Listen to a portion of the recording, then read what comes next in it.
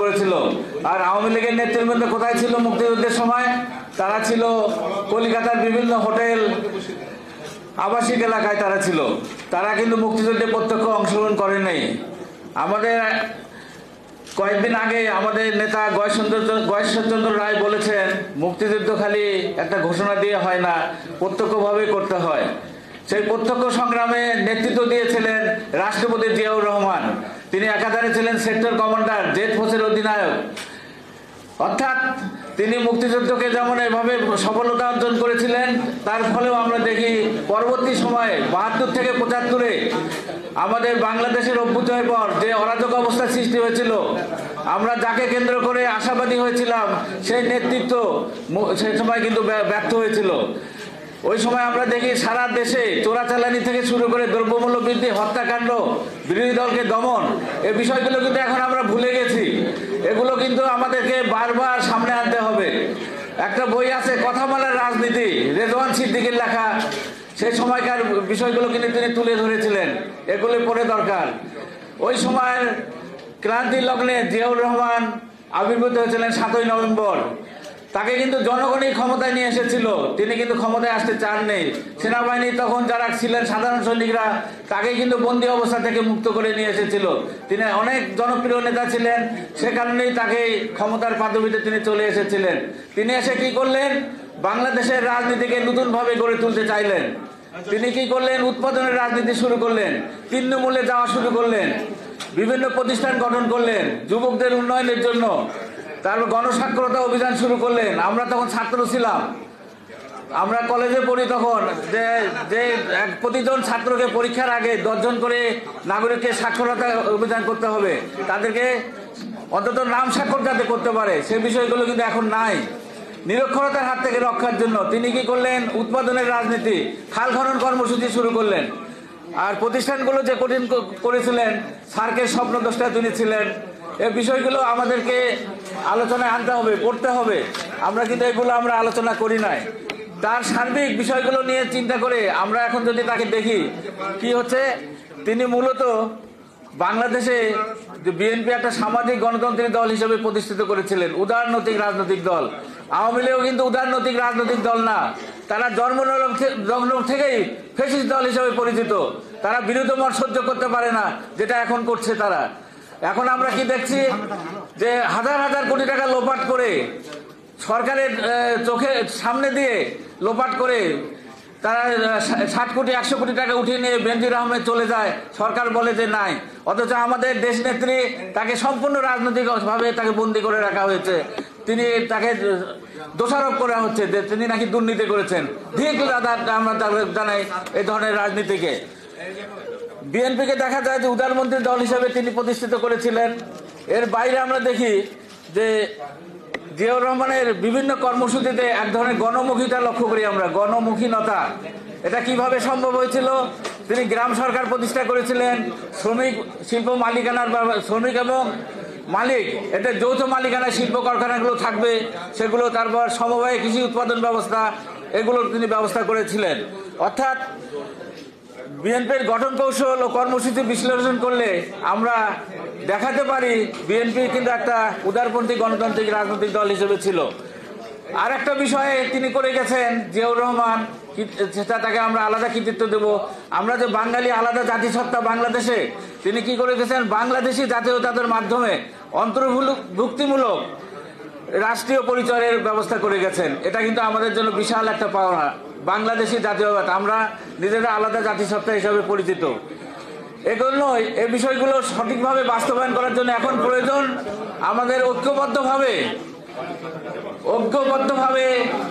তারেক রহমানের, বেগম খালেদা জিয়া তারেক রহমানের নেতৃত্বে আন্দোলনে আরো ঝাঁপিয়ে পড়তে হবে। সবাই ঐক্যবদ্ধ থাকতে হবে, কারণ এই ফ্যাসিস্ট সরকার চাচ্ছে যাতে আমরা ঐক্যবদ্ধ না থাকি।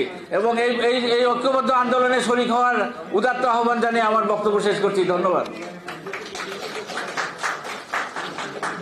ধন্যবাদ। আমাদের মাঝে উপস্থিত হয়েছেন সম্মিলিত পেশাজীবী পরিষদের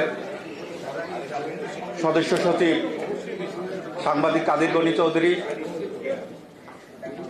উপস্থিত সাংবাদিক আমিরুল ইসলাম কাগজি ভাই, আরও উপস্থিত আছেন এমটেবের সভাপতি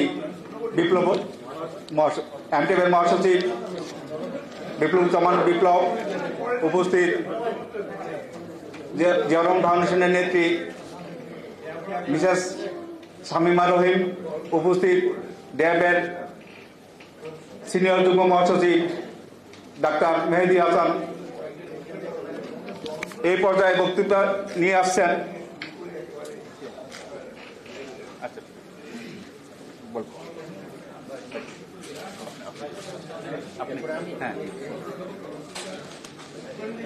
এই পর্যায়ে বক্তব্য নিয়ে আসবেন জিয়াউর রহমান ফাউন্ডেশনের মনিটর এবং জাহাঙ্গীরনগর বিশ্ববিদ্যালয়ের জাতীয়তাবাদী শিক্ষক ফোরামের সম্মানিত সভাপতি অধ্যাপক ডক্টর কামরুল আহসান।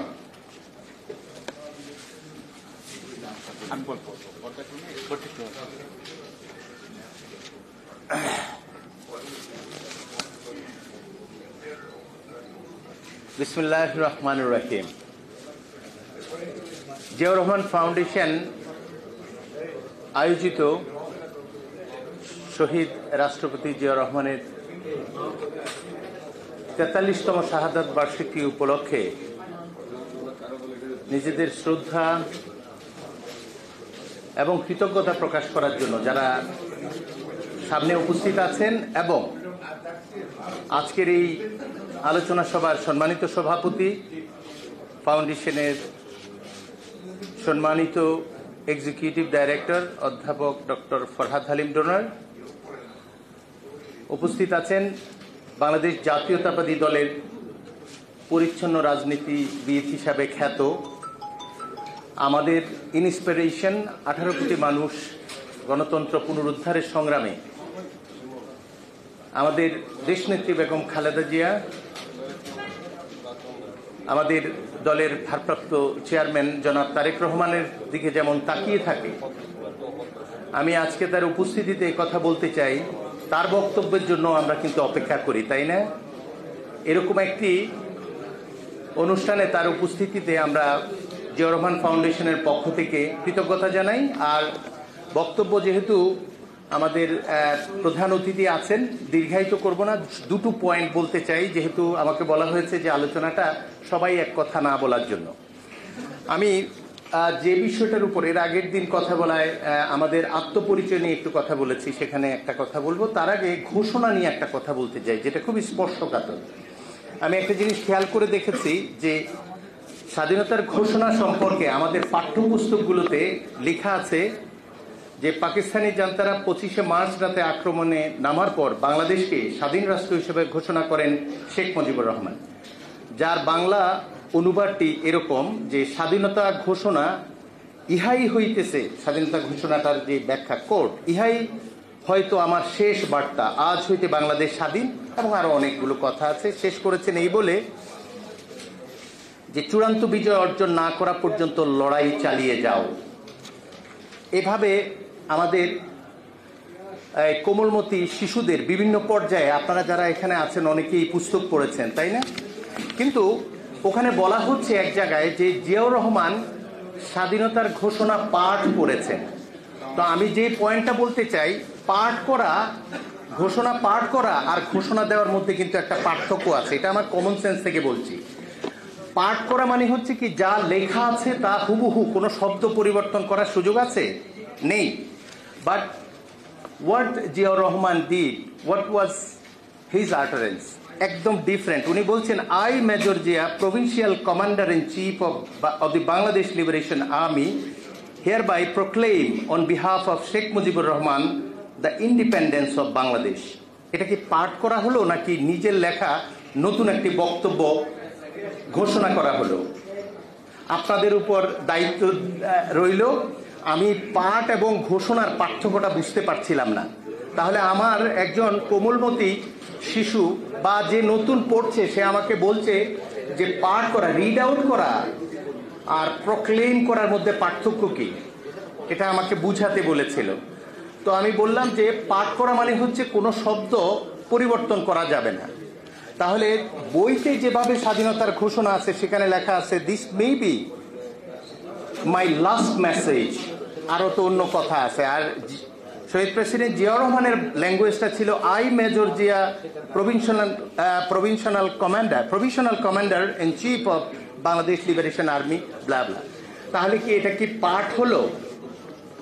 এটা হচ্ছে আমার একটা কথা। আর দ্বিতীয় কথা হচ্ছে যে, যেটা বলে শেষ করব, কারণ আমি আলোচনা শুনবো, সেটা হলো আমাদের আত্মপরিচয়ের বিষয়ে একটু কাজ করে দেখলাম যে আত্মপরিচয় এর আগেও একটু বলেছি যে অনেকগুলো পরিচয়ের মধ্যে একটা হচ্ছে যে আমরা আমাদের পাসপোর্টে লিখি, অনেকে হয়তো শুনেছেন আমরা বাংলাদেশি লিখি, নিশ্চয়ই বাঙালি লিখি না।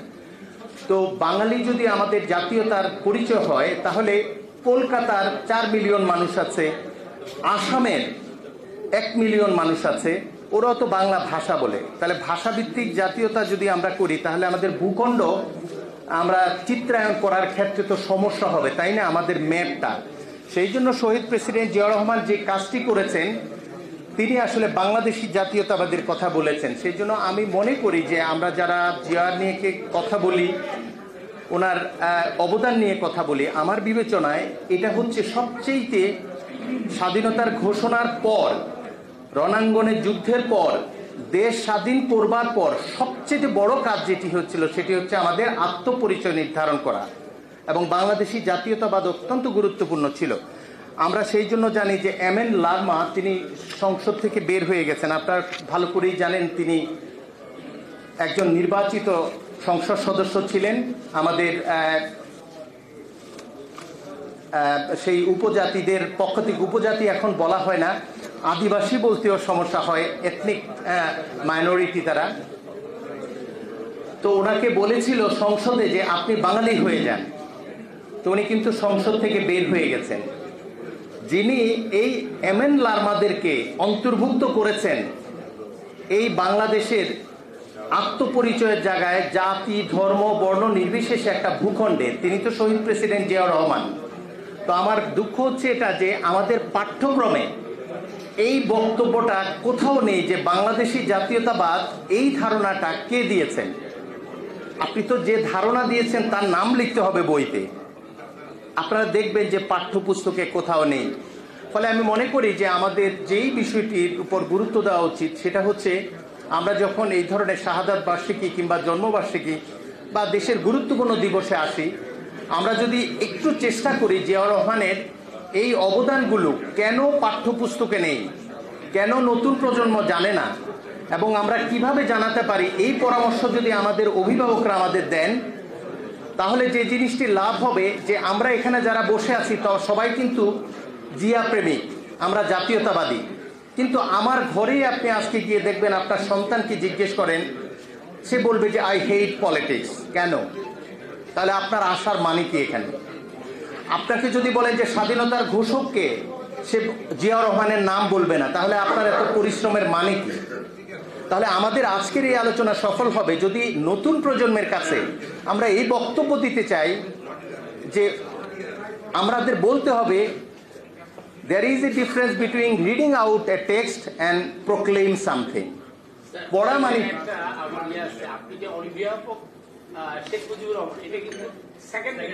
সেকেন্ডটায় আসছে, যে উনি সেকেন্ডটায় আসছে, এবং প্রথমটায় উনি যেটা বলছেন, আমি তো আলোচনাটা দীর্ঘ করতে চাই না, এটা হচ্ছে ওনার পক্ষ থেকেই যেটা প্রথম যেটা বলেছেন, সেটা হচ্ছে 25 রাতের এবং 26-এর মাঝামাঝি সময় প্রথম প্রহরে। এবং এই জিনিসটি লিখেছেন হচ্ছে আমাদের ওনার, আমি বলি যেহেতু আপনি বলে ফেলছেন, আর 30 সেকেন্ড একটু সময় নেই, ক্ষমা করবেন। এই অংশটা লিখছে হচ্ছেন বিএনপির সময় অসময়ে। আপনি দেখবেন মহিউদ্দিন আহমেদের পুস্তকে পরিষ্কার লেখা আছে যে 25 ও 26শে মার্চের মধ্যরাতে জিয়া চট্টগ্রামের পুলিশ কর্মকর্তা ও আওয়ামী লীগ নেতাদের জানাতে বলেন যে ইস্ট বেঙ্গলের 8ম ব্যাটালিয়ন বিদ্রোহ করেছে, তার মানে 25 তারিখ। বাংলাদেশের স্বাধীনতার জন্য তারা যুদ্ধ করবে। 26শে মার্চের প্রথম প্রহরে জিয়া যে তার সৈনিকদের কাছে স্বাধীনতার ঘোষণা করেছিলেন, সেই বিষয়টি তার সহকর্মীরা সমর্থন করেন, তার মানে যারা ওনার সঙ্গে ছিলেন 300 মতো।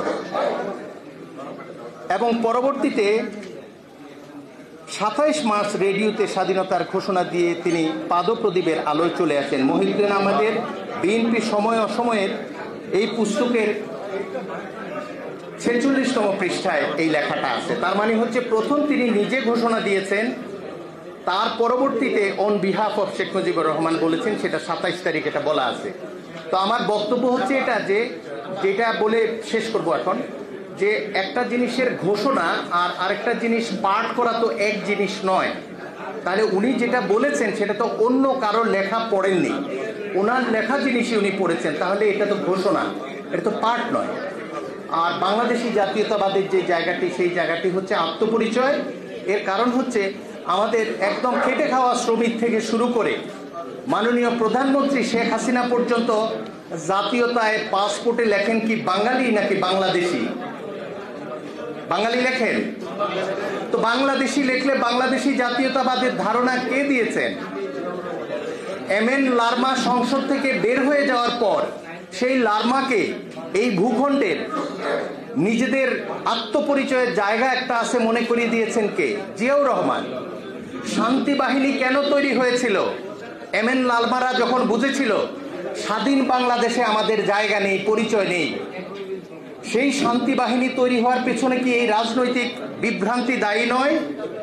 তাহলে এই ঐক্য তৈরি করে দিয়েছিল কে? এই ইনক্লুসিভ ধারণার প্রবক্তাকে? 43তম শাহাদাত বার্ষিকী শহীদ জিয়া রহমানের আত্মার মাগফিরাত কামনা করে এই কৃতজ্ঞতা প্রকাশ করতে চাই যে দলমত নির্বিশেষে প্রধানমন্ত্রী থেকে শুরু করে কৃষক মাঝিমাল্লা যারা পাসপোর্ট বহন করে, শহীদ প্রেসিডেন্ট জিয়াউর রহমানের রাজনৈতিক আদর্শকে তাদের পাসপোর্টে লেখে। তাই 18 কোটি মানুষের পক্ষ থেকে তার আত্মার মাগফিরাত কামনা করা উচিত বলে আমি মনে করি। এবং তার দেওয়া যে আদর্শ, গণতন্ত্র পুনরুদ্ধার করার যে সংগ্রাম, সেই সংগ্রামে আমরা যারা এখানে আছি তারা তো থাকবই। প্রত্যেকটি মানুষ তার নিজ দায়িত্ব পালন করবেন এই শাহাদাত বার্ষিকীর এই দিনে আহ্বান জানিয়ে আমাদের আজকের প্রধান অতিথির বক্তব্য শুনব, সেই আশাবাদ ব্যক্ত করে শেষ করছি। সবাইকে ধন্যবাদ। ধন্যবাদ অধ্যাপক ডক্টর কামরুল হাসান।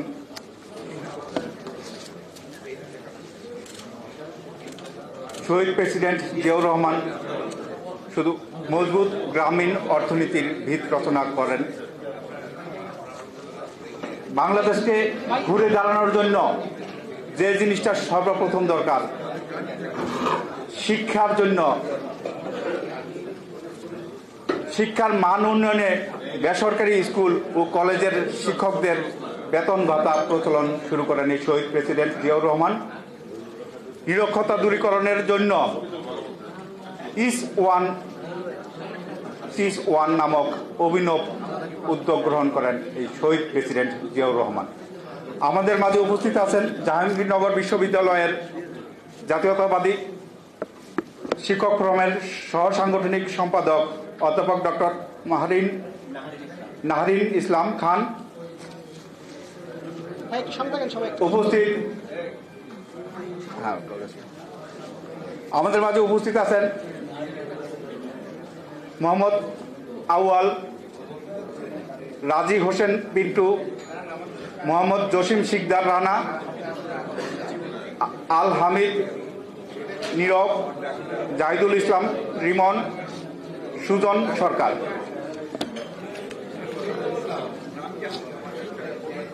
আরও উপস্থিত আছে কৃষক দলের সহসভাপতি ভিপি ইব্রাহিম, সাবেক ছাত্রনেতা ইজমাল হোসেন পাইলট এবং এম জাহাঙ্গীর আলম সহ সাধারণ সম্পাদক।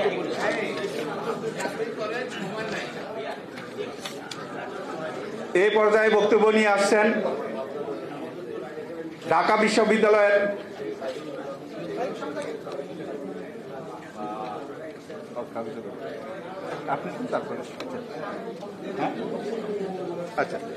ঢাকা বিশ্ববিদ্যালয়ের সাদা দলের আহ্বায়ক অধ্যাপক ডক্টর লুতুর রহমান।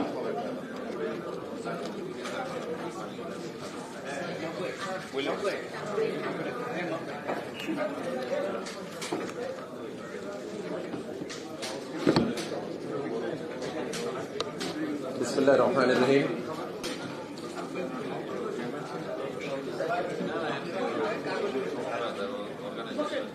আমার পূর্ববর্তী বক্তা ইতিহাস বিকৃতির এক্সাম্পল দিয়েছেন।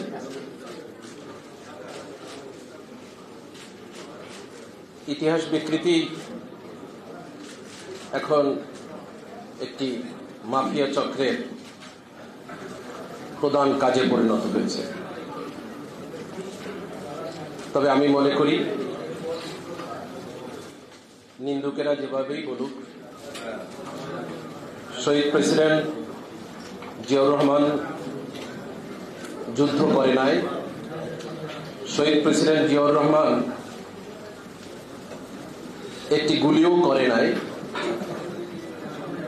ভাবি কখন বলবে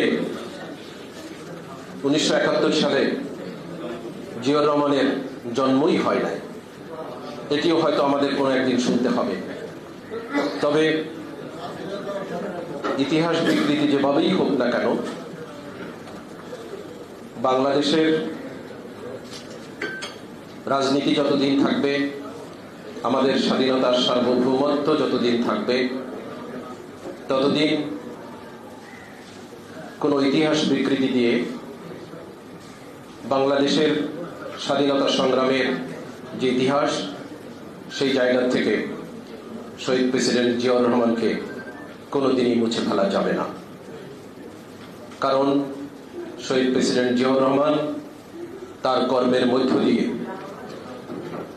এদেশের আপামর জনসাধারণের হৃদয়ে জায়গা করে নিয়েছে।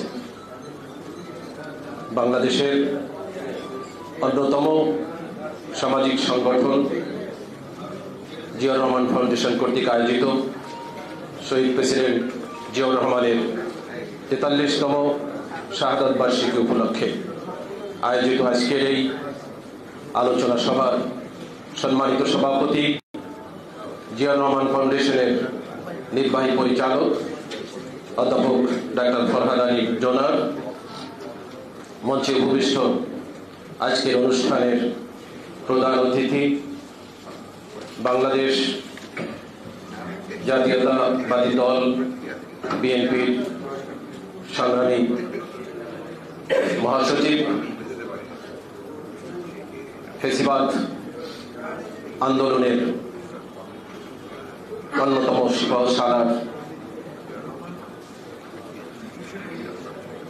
বীর মুক্তিযোদ্ধা মির্জা ফখরুল ইসলাম আলমগীর মঞ্চে উপবিষ্ট রয়েছেন। আমার অত্যন্ত প্রিয় সহকর্মী শিক্ষক, বিশিষ্ট রাষ্ট্রবিজ্ঞানী, ঢাকা বিশ্ববিদ্যালয়ের অবসরপ্রাপ্ত শিক্ষক, রাষ্ট্রবিজ্ঞান বিভাগের অধ্যাপক ডক্টর নুরুল আমিন ব্যাপারী স্যার, অনুষ্ঠান সঞ্চালনা করছেন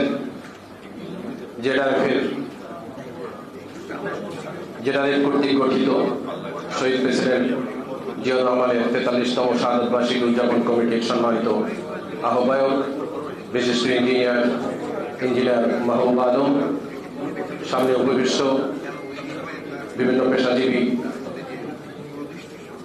নেতৃবৃন্দ, সাংবাদিক নেতৃবৃন্দ, সালাম এবং শুভেচ্ছা জানাই। অনেক আলোচনাই করা যাবে, সারাদিন ব্যাপী আলোচনা করা যাবে বিভিন্ন বিষয়ভিত্তিক। জিয়াউর রহমানের আলোচনা কখনোই শেষ হবার নয়।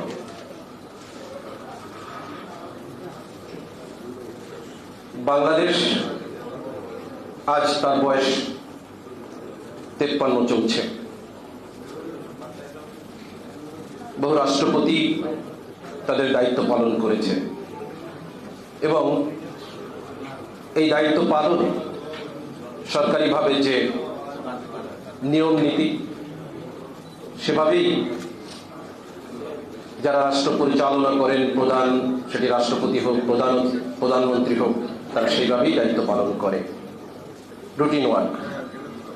কিন্তু শহীদ রাষ্ট্রপতি, যাকে আমরা রাষ্ট্রনায়ক বলি, তাকে মানুষ যে কয়টি কারণে আজীবন স্মরণে রাখবে, হৃদয়ে ধারণ করবে, তার আদর্শ, তার দিক নির্দেশনা, তার রাজনৈতিক দর্শন 19 দফা মানুষ আগলে রাখবে, রাজনৈতিক নেতাদের জন্য যা চলার পথের পাথেয় হয়ে থাকবে, সেই শহীদ রাষ্ট্রপতিকে মানুষ স্মরণ রাখবে কয়েকটি কারণে। তার মধ্যে প্রধান কারণ, তিনি বাংলাদেশের অন্যতম সাহসী দেশপ্রেমিক মানুষ। এ কারণেই যে নিজের জীবনের মায়া, পরিবারের মায়া ত্যাগ করে জাতির সেই ক্লান্তির অগ্নে তিনি এদেশের মানুষকে স্বাধীনতায় উদ্বুদ্ধ করবার জন্য স্বাধীনতার ঘোষণা দিয়েছিলেন। নাম্বার 1। নাম্বার 2, বাংলাদেশ যখন স্বাধীনতা পরবর্তী আবার ক্রান্তি লগ্নে পড়ে, তখন শহীদ প্রেসিডেন্ট জিয়াউর রহমান এদেশের দায়িত্বভার গ্রহণ করে জাতির সামনে প্রমাণ করেছে তিনি অত্যন্ত সাহসী, বিচক্ষণ এবং প্রজ্ঞাবান মানুষ। তৃতীয়ত, তিনি একটি আদর্শ প্রতিষ্ঠা করেছেন, সেটি হল বাংলাদেশী জাতীয়তাবাদ। আমি মনে করি প্রেসিডেন্ট হিসাবে অনেকেই দায়িত্ব পালন করবে, এই 3টি গুণে গুণান্বিত মানুষ, সেটি শহীদ প্রেসিডেন্ট জিয়াউর রহমান। বন্ধুগণ, আলোচনা খুব বেশি বাড়াবো না, তবে শিক্ষায় ক্ষেত্রে শহীদ প্রেসিডেন্ট জিয়াউর রহমানের 2-1টি কথা বলে আমার আলোচনা শেষ করব। রাষ্ট্রপতি থাকা অবস্থায় শুরুতেই তিনি উপলব্ধি করলেন যে একটি জাতিকে অর্থনৈতিকভাবে, রাজনৈতিকভাবে, সাংস্কৃতিকভাবে উন্নতশীল রাষ্ট্রের পদমর্যাদায় পরিণত করতে চাইলে সেই রাষ্ট্রের যে বিষয়টির দিকে বেশি দৃষ্টি দিতে হবে সেটি হলো শিক্ষা ব্যবস্থা, এবং সেটিও তিনি উপলব্ধি করেছেন 2টি জায়গায় থেকে। একটি হলো তিনি যখন যুদ্ধ করেছেন, তিনি যখন স্বাধীনতার ঘোষণা দিয়েছেন, তখন তিনি দেখতে পেলেন পাকিস্তানি হানাদার বাহিনীরা 25শে মার্চ রাতে এদেশের বুদ্ধিজীবীদের, এদেশের সাংবাদিকদেরকে কিভাবে নিরীহ মানুষকে হত্যা করেছিলেন। উদ্দেশ্য ছিল তাদের একটাই, এদেশ, এই অঞ্চল এমনি শিক্ষা এবং অর্থনীতিতে পশ্চিম পাকিস্তানের তুলনায় অনেক বেশি পিছিয়ে ছিলেন। তারপরও তাদেরকে ওই সময় হত্যা করে শিক্ষা ব্যবস্থাকে ধ্বংস করার একটি পায়তারা করেছে। কারণ পাকিস্তানি জানত যে একটি জাতিকে ধ্বংস করতে হলে, বিশেষ করে সেই জাতি যে জাতি স্বাধীনতার পিছনে একটু একটু করে হাঁটা শুরু করেছে, তাদের শিক্ষা ব্যবস্থাকে ধ্বংস করতে হয়। সেটি ছিল তাদের একটি উদ্দেশ্য। এবং পরবর্তীতে জিয়াউর রহমান আরো লক্ষ্য করলেন, যখন তিনি রাষ্ট্রপতি হলেন, 72-এর যে সংবিধান, সেই সংবিধানে শিক্ষা ব্যবস্থাকে ঢেলে সাজানো দিক নির্দেশনা ছিল, কিভাবে আমাদের নিরক্ষরতা দূর করা যায় সেই ব্যবস্থা সেখানে উল্লেখ করা ছিল। কিন্তু দিদেন গভর্নমেন্ট শেখ মুজিবুর রহমানের ব্যর্থ নেতৃত্বের কারণে শিক্ষা ব্যবস্থার দিকে তৎকালীন প্রশাসন কোনো নজর দিতে পারেনি, যেটি শহীদ প্রেসিডেন্ট জিয়াউর রহমান রাষ্ট্র ক্ষমতায় আসার পরই উপলব্ধি করেছেন। এবং সেই কারণেই তিনি 1978 সালের 14ই সেপ্টেম্বর এদেশের গুণী ব্যক্তিদের বিশেষ করে শিক্ষা অনুরাগী ব্যক্তিদের, শিক্ষার সঙ্গে সম্পৃক্ত সকল মানুষকে একত্রিত করে একটি দিনব্যাপী একটি ওয়ার্কশপের আয়োজন করেছিলেন এবং সেই ওয়ার্কশপে তিনি প্রায় 12 ঘন্টা ধরে শিক্ষার সঙ্গে জড়িত মানুষের বক্তব্য শুনেছেন এবং তারপরে শেষ তিনি বক্তব্য রেখেছেন এবং তার বক্তব্যের শুরুতেই তিনি প্রথমে যেটা বলেছেন সেটি হলো যে এই বঞ্চিত দেশকে, মানুষকে একটু উন্নতির অগ্রসরের দিকে নিয়ে যাওয়ার জন্য আমাদের সবাইকে একযোগে কাজ করতে হবে এবং আমাদের দৃষ্টি দিতে হবে শিক্ষা ব্যবস্থার প্রতি, শিক্ষা অঙ্গনের প্রতি। এবং ফলশ্রুতিতে আমরা আরো দেখতে পাই সেই সবার দিক নির্দেশনা নিয়ে তিনি প্রথমেই যেটি করলেন সেটি ওই একই বছর, এটি ছিল 14ই সেপ্টেম্বর, উনি 26শে অক্টোবর ঠিক 1 মাস 12 দিনের মাথায় ঢাকা বিশ্ববিদ্যালয়ে আগমনের পরিকল্পনা করলেন। এটির উদ্দেশ্য একই, যে শিক্ষা ব্যবস্থাকে যদি আমরা এগিয়ে নিতে চাই তাহলে ঢাকা বিশ্ববিদ্যালয়ের সঙ্গে কথা বলতে হবে, ঢাকা বিশ্ববিদ্যালয়ের শিক্ষকদের দিক নির্দেশনা দিতে হবে, সেটি উনি অনুভব করতেন এবং সেই কারণেই সেই 26শে অক্টোবর তিনি ঢাকা বিশ্ববিদ্যালয়ে আসলেন। আপনারা অনেকেই এই ঘটনাটি জানেন, কারণ এটি একটি প্রকাশিত গ্রন্থ থেকেই আমি আপনাদের সামনে কথা বলছি। উনি যখন ঢাকা বিশ্ববিদ্যালয়ে আসলেন তখন তার আগমনকে কেন্দ্র করে মিছিল হয়েছে, কালো পতাকা দেখানো হয়েছে এবং নানাভাবে ওনাকে উত্তেজিত করবার চেষ্টা করা হয়েছে। কিন্তু শহীদ প্রেসিডেন্ট জিয়াউর রহমান ছিলেন অত্যন্ত বিচক্ষণ এবং প্রজ্ঞাবান। তিনি জানেন ছাত্রছাত্রীদের এই আন্দোলনকে কিভাবে শান্ত করে মোকাবেলা করে নয়, ওনার উপর এই রিকোয়েস্ট ছিল যে এটিকে মোকাবেলা করা উচিত, কিন্তু নয়, তিনি তাদেরকে শান্ত করে অত্যন্ত বিচক্ষণতার সঙ্গে ছাত্রছাত্রীদেরকে টিএসসিতে নিয়ে ইন ফ্রন্ট অফ শিক্ষক এবং অফিসার তাদের সামনে রেখে তিনি সেখানে বক্তব্য রেখেছিলেন এবং কিভাবে বিশ্ববিদ্যালয়কে, শিক্ষা ব্যবস্থাকে এগিয়ে নেওয়া যায় সে ধরনের সেই বক্তব্য উনি শুনেছেন এবং নিজেও বক্তব্য রেখেছেন। এবং শিক্ষকদের সামনে তিনি বলেছিলেন যে স্বাধীনতার সংগ্রামে এদেশের আপামর জনসাধারণ এবং আপনারা যেভাবে সাহসী ভূমিকা পালন করেছেন, এই তলাবিহীন ঝুড়ির বাংলাদেশকে এগিয়ে নেওয়ার জন্য আপনাদেরকে আবারও সে ধরনের দায়িত্ব পালন করতে হবে।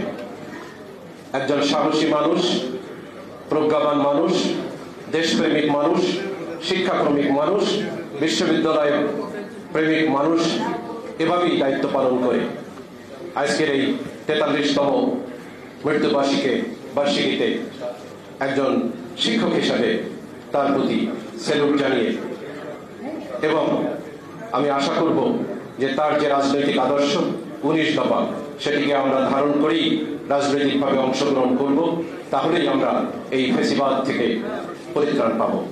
সবাইকে ধন্যবাদ। আসসালামু আলাইকুম। বাংলাদেশ জিন্দাবাদ। শহীদ প্রেসিডেন্ট জিয়াউর রহমান অমর হোক। খালেদা জিয়া জিন্দাবাদ।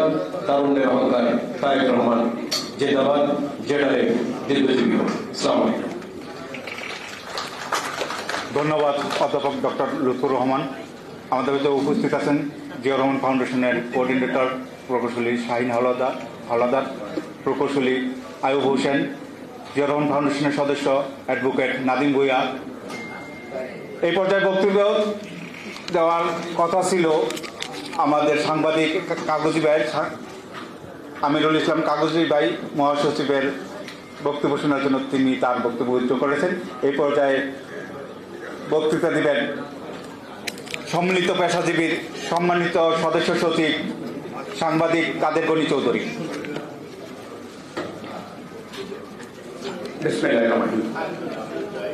জিয়াউর রহমান ফাউন্ডেশন আয়োজিত অস্ট্রেলিয়া আলোচনা সভায় সম্মানিত সভাপতি, জিয়াউর রহমান ফাউন্ডেশনের সম্মানিত নির্বাহী পরিচালক প্রফেসর ডক্টর ফরহাদ আলী ব্রুনার, অষ্টমের প্রধান অতিথি, ফেসিবাদ বিরোধী যে লড়াই চলছে, দেশ রক্ষা সার্বভৌমত্ব রক্ষার যে লড়াই চলছে, সেই লড়াইয়ের অগ্রনায়ক বিএনপি মহাসচিব মার্জিত রাজনীতি মির্জা ফখরুল ইসলাম আলমগীর, উপস্থিত আছেন বিশ্ব রাষ্ট্রবিজ্ঞানী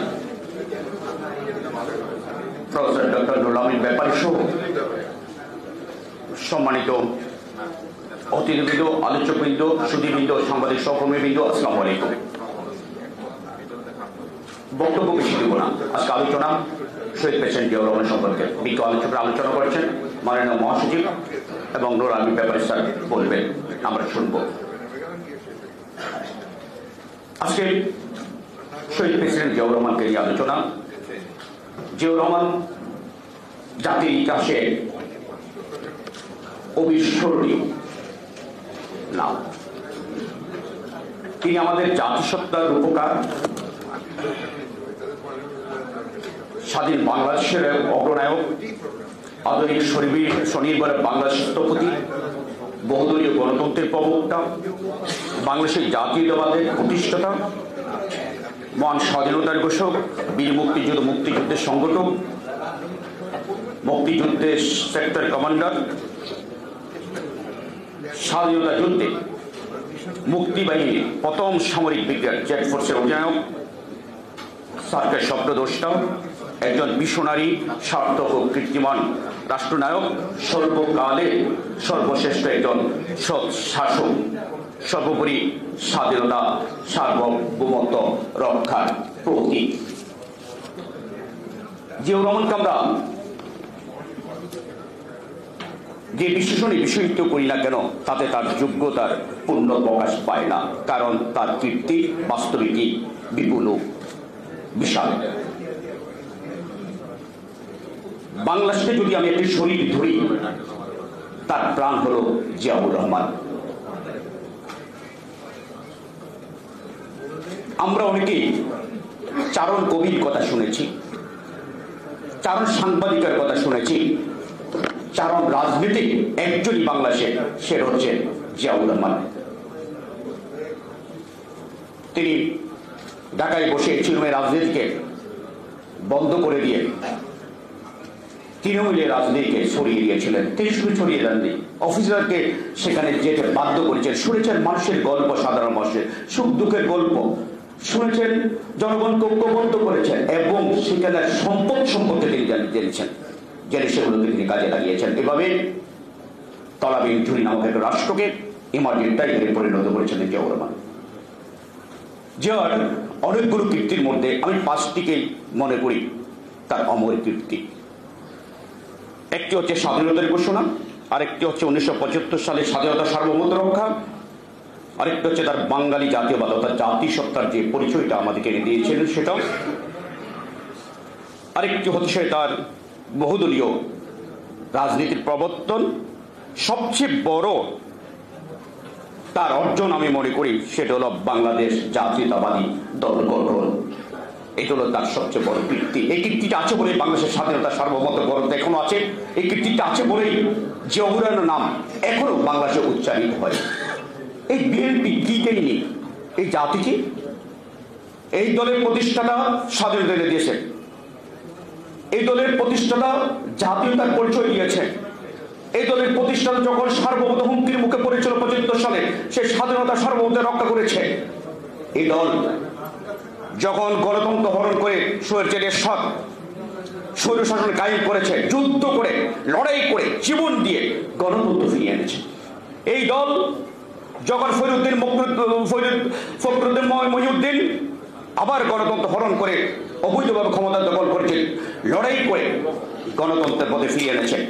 এখন আবার যখন ফেসিবাদ কায়েম করেছে হাসিনার নেতৃত্বে, গত 15টি বছর ধরে লড়াই করে শত শত লোক জীবন দিয়ে, গুম হয়ে, লক্ষ লক্ষ মামলা মোকাবিলা করে, আওয়ামী লুটেরা গোষ্ঠীর সন্ত্রাসীদের হাতে নির্যাতিত হয়ে লড়াই চালিয়ে যাচ্ছে গণতন্ত্রের জন্য। এই অবদান বাংলাদেশে আরেকটি রাজনৈতিক দলে দেখান তো আমার। তাই আজকে বাংলাদেশ এবং জাতীয়তাবাদী দল ওতপ্রোতভাবে জড়িত হয়ে গেছে, মুদ্রার এপিঠ হয়ে গেছে। বাংলাদেশের একমাত্র প্রশস্ত হয়ে গেছে। এটি দেখতে চেয়েছিলেন জিয়াউর রহমান। আমি মনে করি বিএনপি গঠনের যে স্বপ্ন নিয়ে জিয়াউর রহমান বিএনপি গঠন করছেন, আজকে সেটি সত্যিকার অর্থে সার্থক হয়েছে। সবশেষে এইটুকু বলি, আমরা যারা জিয়ার আদর্শে আছি, জিয়ার আদর্শকে আমরা বুকে লালন করি। তার স্বপ্ন ছিল শোষণ মুক্ত সমাজ ব্যবস্থা, গণতন্ত্রের স্বাধীন সার্বভৌম বাংলাদেশ, আজকে যেটি পুরোপুরি হুমকির মুখে। এই অবস্থায় আমাদের টার্গেট হবে আমাদের এই মহান নেতার শাহাদাত বার্ষিকীতে গণতন্ত্র পুনরুদ্ধার করা, দেশের স্বাধীনতা সার্বভৌমত্বকে রক্ষা করা। এই হাসিনা থাকলে দেশের স্বাধীনতা সার্বভৌমত্ব থাকার, গণতন্ত্র থাকার, ভোটাধিকার থাকার, মানবাধিকার থাকার, কথা বলার স্বাধীনতা থাকার, সংবাদপত্রের স্বাধীনতা থাকে না, যেটা জিয়াউর রহমান চেয়েছিলেন। তাই আজকের দিনে আমাদের শপথ হোক, এই ফেসিবাদকে বিদায় দিয়ে শহীদ রাষ্ট্রপতি জিয়াউর রহমানের আদর্শকে আমরা সারা দেশে ছড়িয়ে দেবো। সেই লড়াই শরীক হওয়ার আহ্বান জানিয়ে আমি আমার বক্তব্য শেষ করছি। আপনাদের সবাইকে অভিনন্দন, ধন্যবাদ।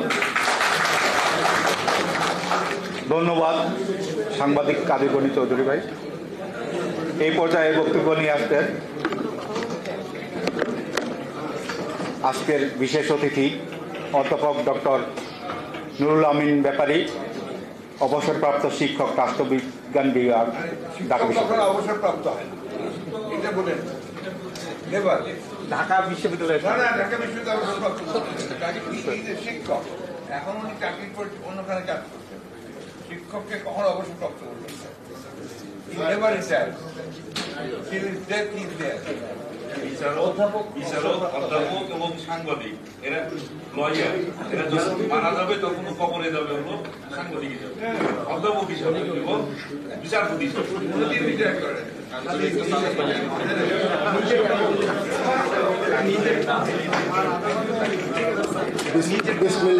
বিসমিল্লাহির রহমানির রহিম।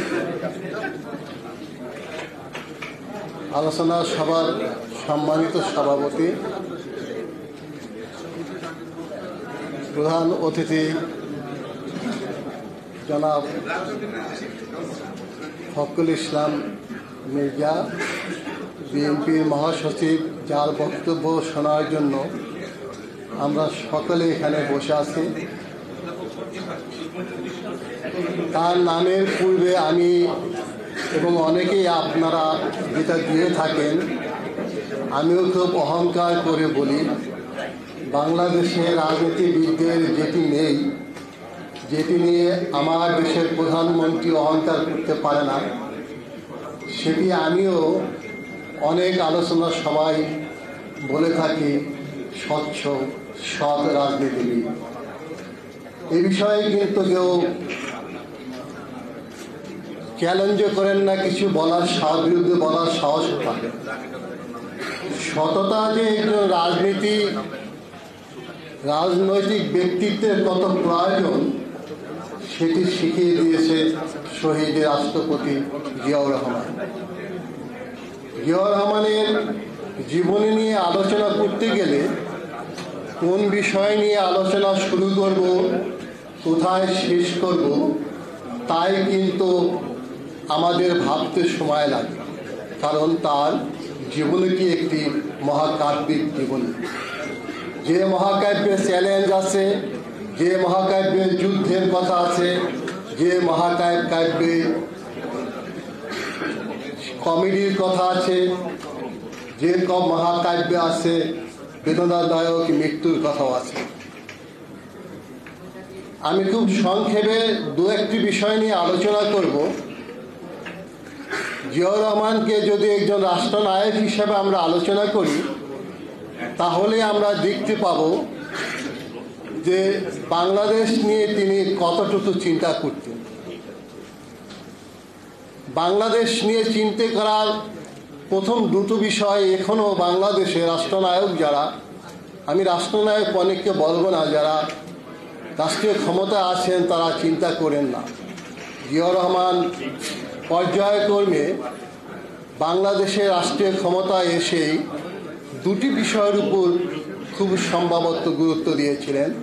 একটি হচ্ছে ন্যাশন বিল্ডিং, আর একটি হচ্ছে স্টেট বিল্ডিং।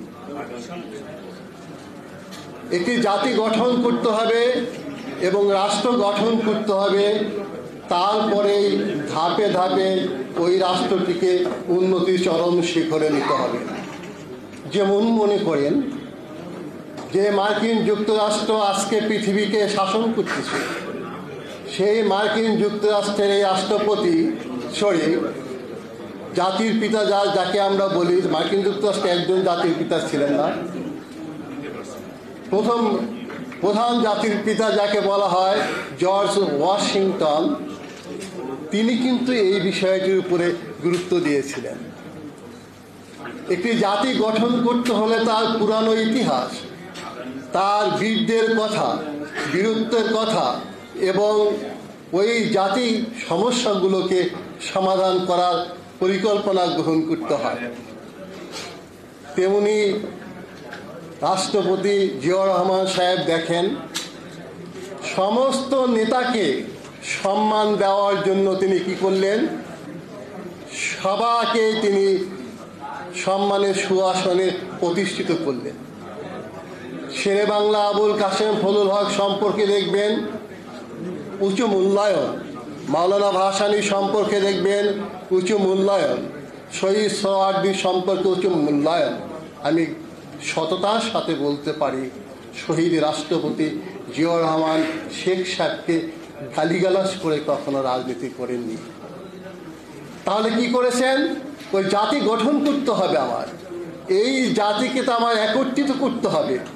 যেমন করে ভিন্ন ভিন্ন আদর্শগুলোকে একত্রিত করেই একটি মহৎ কাজ করা যায়, বস্তুও যেমন ভিন্ন ভিন্ন বিষয়কে একত্রিত হয়ে সৃষ্টি হয়, তেমনি জাতীয় গঠন করতে হয়। ভিন্ন ভিন্ন আদর্শ তো থাকবেই। আমি যেই পানি খেয়ে জীবন ধারণ করি, এই পানির মধ্যে তো পরস্পর বিধর্মী দুটো জিনিস আছে, একটি হাইড্রোজেন আর একটি অক্সিজেন। হাইড্রোজেন জীবন নাশক, অক্সিজেন জীবনদায়ক।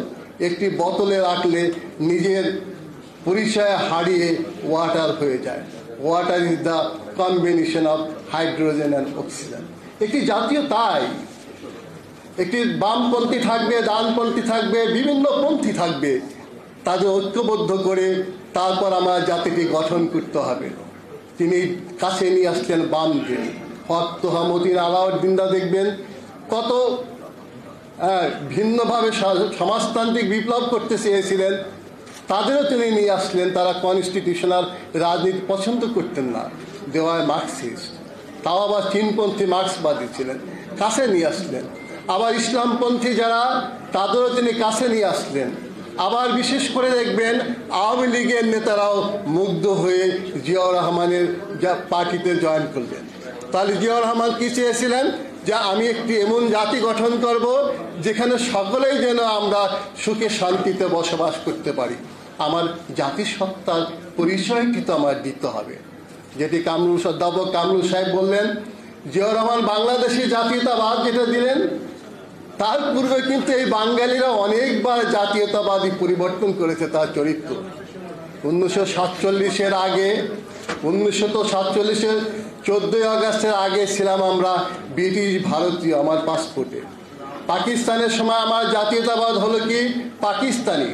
শেখ সাহেব আমার জাতীয়তাবাদ দিলেন আওয়ামী লীগের সময় বাঙালি, আর জিয়াউর রহমান বাংলাদেশি। আমার পরিচয়টি তিনি, আমার আত্মসত্তা, আমার পরিচয়, সেই পরিচয় আমি ভৌগোলিক পরিচয় নিয়ে আসলেন। সাথে সাথে কি কাজ করলেন, ওই আরেকটি বিচ্ছিন্নতাবাদী আন্দোলনকে তিনি দমন করলেন, যেটি পাহাড়িদের এবং বাঙালিদের আন্দোলন, যেটি সৃষ্টি হয়েছিল শেখ সাহেবের সময়। যেমন করে জিন্নাহ সোহরাওয়ার্দী উদ্যানে দাঁড়িয়ে বলেছিলেন, আমরা বাঙালি না, পাঞ্জাবি না, পাঠানি না, বালুচ না, আমরা সবাই পাকিস্তানি।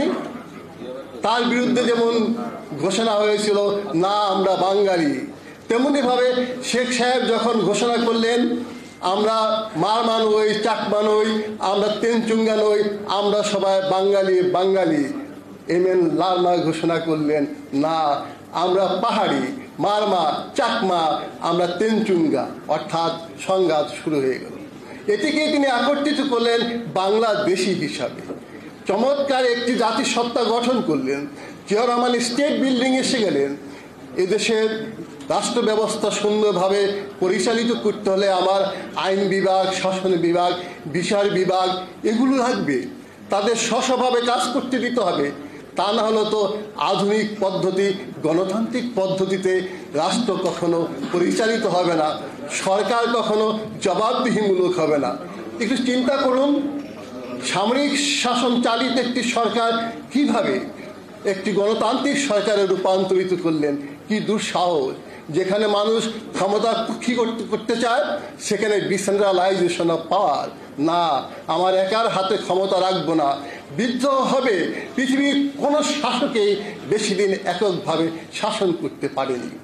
ইসলামের ইতিহাস দেখেন, নরমুদ ফ্রাউন থেকে শুরু করে আপনারা দেখবেন ফরাসি বিপ্লবে দেখবেন লুই 14 অফ ফ্রান্স যখন বলল আই অ্যাম দ্য স্টেট, তারপরে লুই 16 সময় বিদ্রোহ হলো সেই ফরাসি বিপ্লব। আমার স্টেটের, আমার রাষ্ট্রের যখন প্রধানমন্ত্রী বলে এমন কথা বলে আই অ্যাম দ্য স্টেট, তখনই আমরা ভয় পাই। খুব সম্ভবত এই রাষ্ট্র এমন অবস্থায় পরিচালিত হবে যে মনে হয় 75-এর সেও ভয়াবহ অবস্থা সৃষ্টি হতে পারে। আমাদের কাম্য না, আমাদের কাম্য না, কিন্তু ইতিহাস সবসময় এটাই এদিকেই ধাবিত হয়। আমি আবার চলে যাই, সংক্ষেপে আলোচনা শেষ করব খুব সংক্ষিপ্তভাবে। জিয়াউর রহমানের বড় পরিচয় ছিল জিয়াউর রহমান সৎ। জিয়াউর রহমানের বর্তমান সরকার রাজাকার বলে অনেক কিছু বলে, কিন্তু জিয়াউর রহমানকে ডিসঅনেস্ট বলতে পারে না। এই যে অনেস্টি, এটাই তো অহংকার। 2500 বছর আগে সক্রেটিস তার শিষ্যদের বলেছিলেন, ভক্তবৃন্দ, পৃথিবীতে একটাই মাত্র সত্য, আর পৃথিবীতে কিছুই সত্য পাবা না। একটাই মতো অহংকার।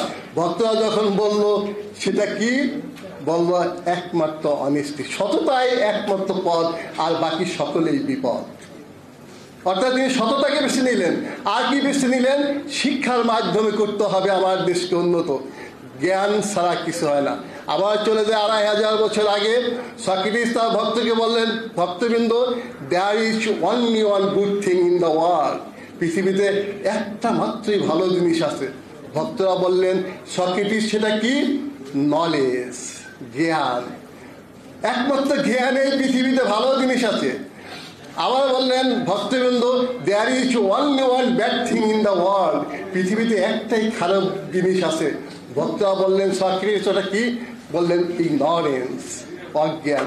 এই যে আমার আলোকিত সমাজ, নলেজ বেসড সোসাইটি, এটা দেখবেন জিয়াউর রহমান এই শুরু করলো। আলোকিত সমাজ অর্থাৎ জ্ঞান ছাড়া কখনো সমাজ উন্নতি লাভ করতে পারে না, শিক্ষা ব্যতীত কখনো উন্নতি লাভ করতে পারে না। জিয়াউর রহমানের এই মহাকাব্যিক জীবনে প্রতিটি বিষয় নিয়ে যদি আমরা সংক্ষেপে আলোচনা করি, তাহলে আমরা দেখতে পারবো এই মহানায়ক আমাদের মুক্তির জন্য এসেছিলেন। তার মৃত্যুটি হয়েছিল প্রকৃতপক্ষে দেশীয় এবং আন্তর্জাতিক চক্রান্তের ফলে। সেটি যিনি সবচেয়ে বড় দায়ী, আমি যাকে স্পষ্ট করে বলি, তিনি হচ্ছেন এমন এক ব্যক্তি, লরেন্স লিপসুস তার বইটিকে স্পষ্ট লিখে গেছেন। এরপর আর বিএনপিরও কোনো সন্দেহ করার উচিত না তার মৃত্যু নিয়ে। এই ব্যক্তিটি এমন একটি পার্টি করলেন যে পার্টি বাংলাদেশের বিস্ফোর একটি পার্টি। এই পার্টির পরেই দেখবো আমরা পর্যায়ক্রমে শুরু হলো বিভিন্ন প্রক্রিয়া। এই সরকার যারা ক্ষমতা আসলেন তাদেরও দেখব কীভাবে বিদেশ থেকে একটি ষড়যন্ত্রের মাধ্যমে এখানে এসে যাবে। তা আমি আর বেশি দীর্ঘায়িত করবো না আলোচনা, তার কারণ আমরা সকলে যার আলোচনার দিকে তাকিয়ে আছি, তিনি হচ্ছেন আমাদের আজ আলোচনা সভার মধ্যমণি জনাব মির্জা ফখরুল ইসলাম আলমগীর সাহেব। তার আলোচনা শোনার জন্যই আমি আমার বক্তব্য অত্যন্ত সংক্ষিপ্ত করে বিদায় নিচ্ছি। অনেক অনেক ধন্যবাদ। ধন্যবাদ স্যার।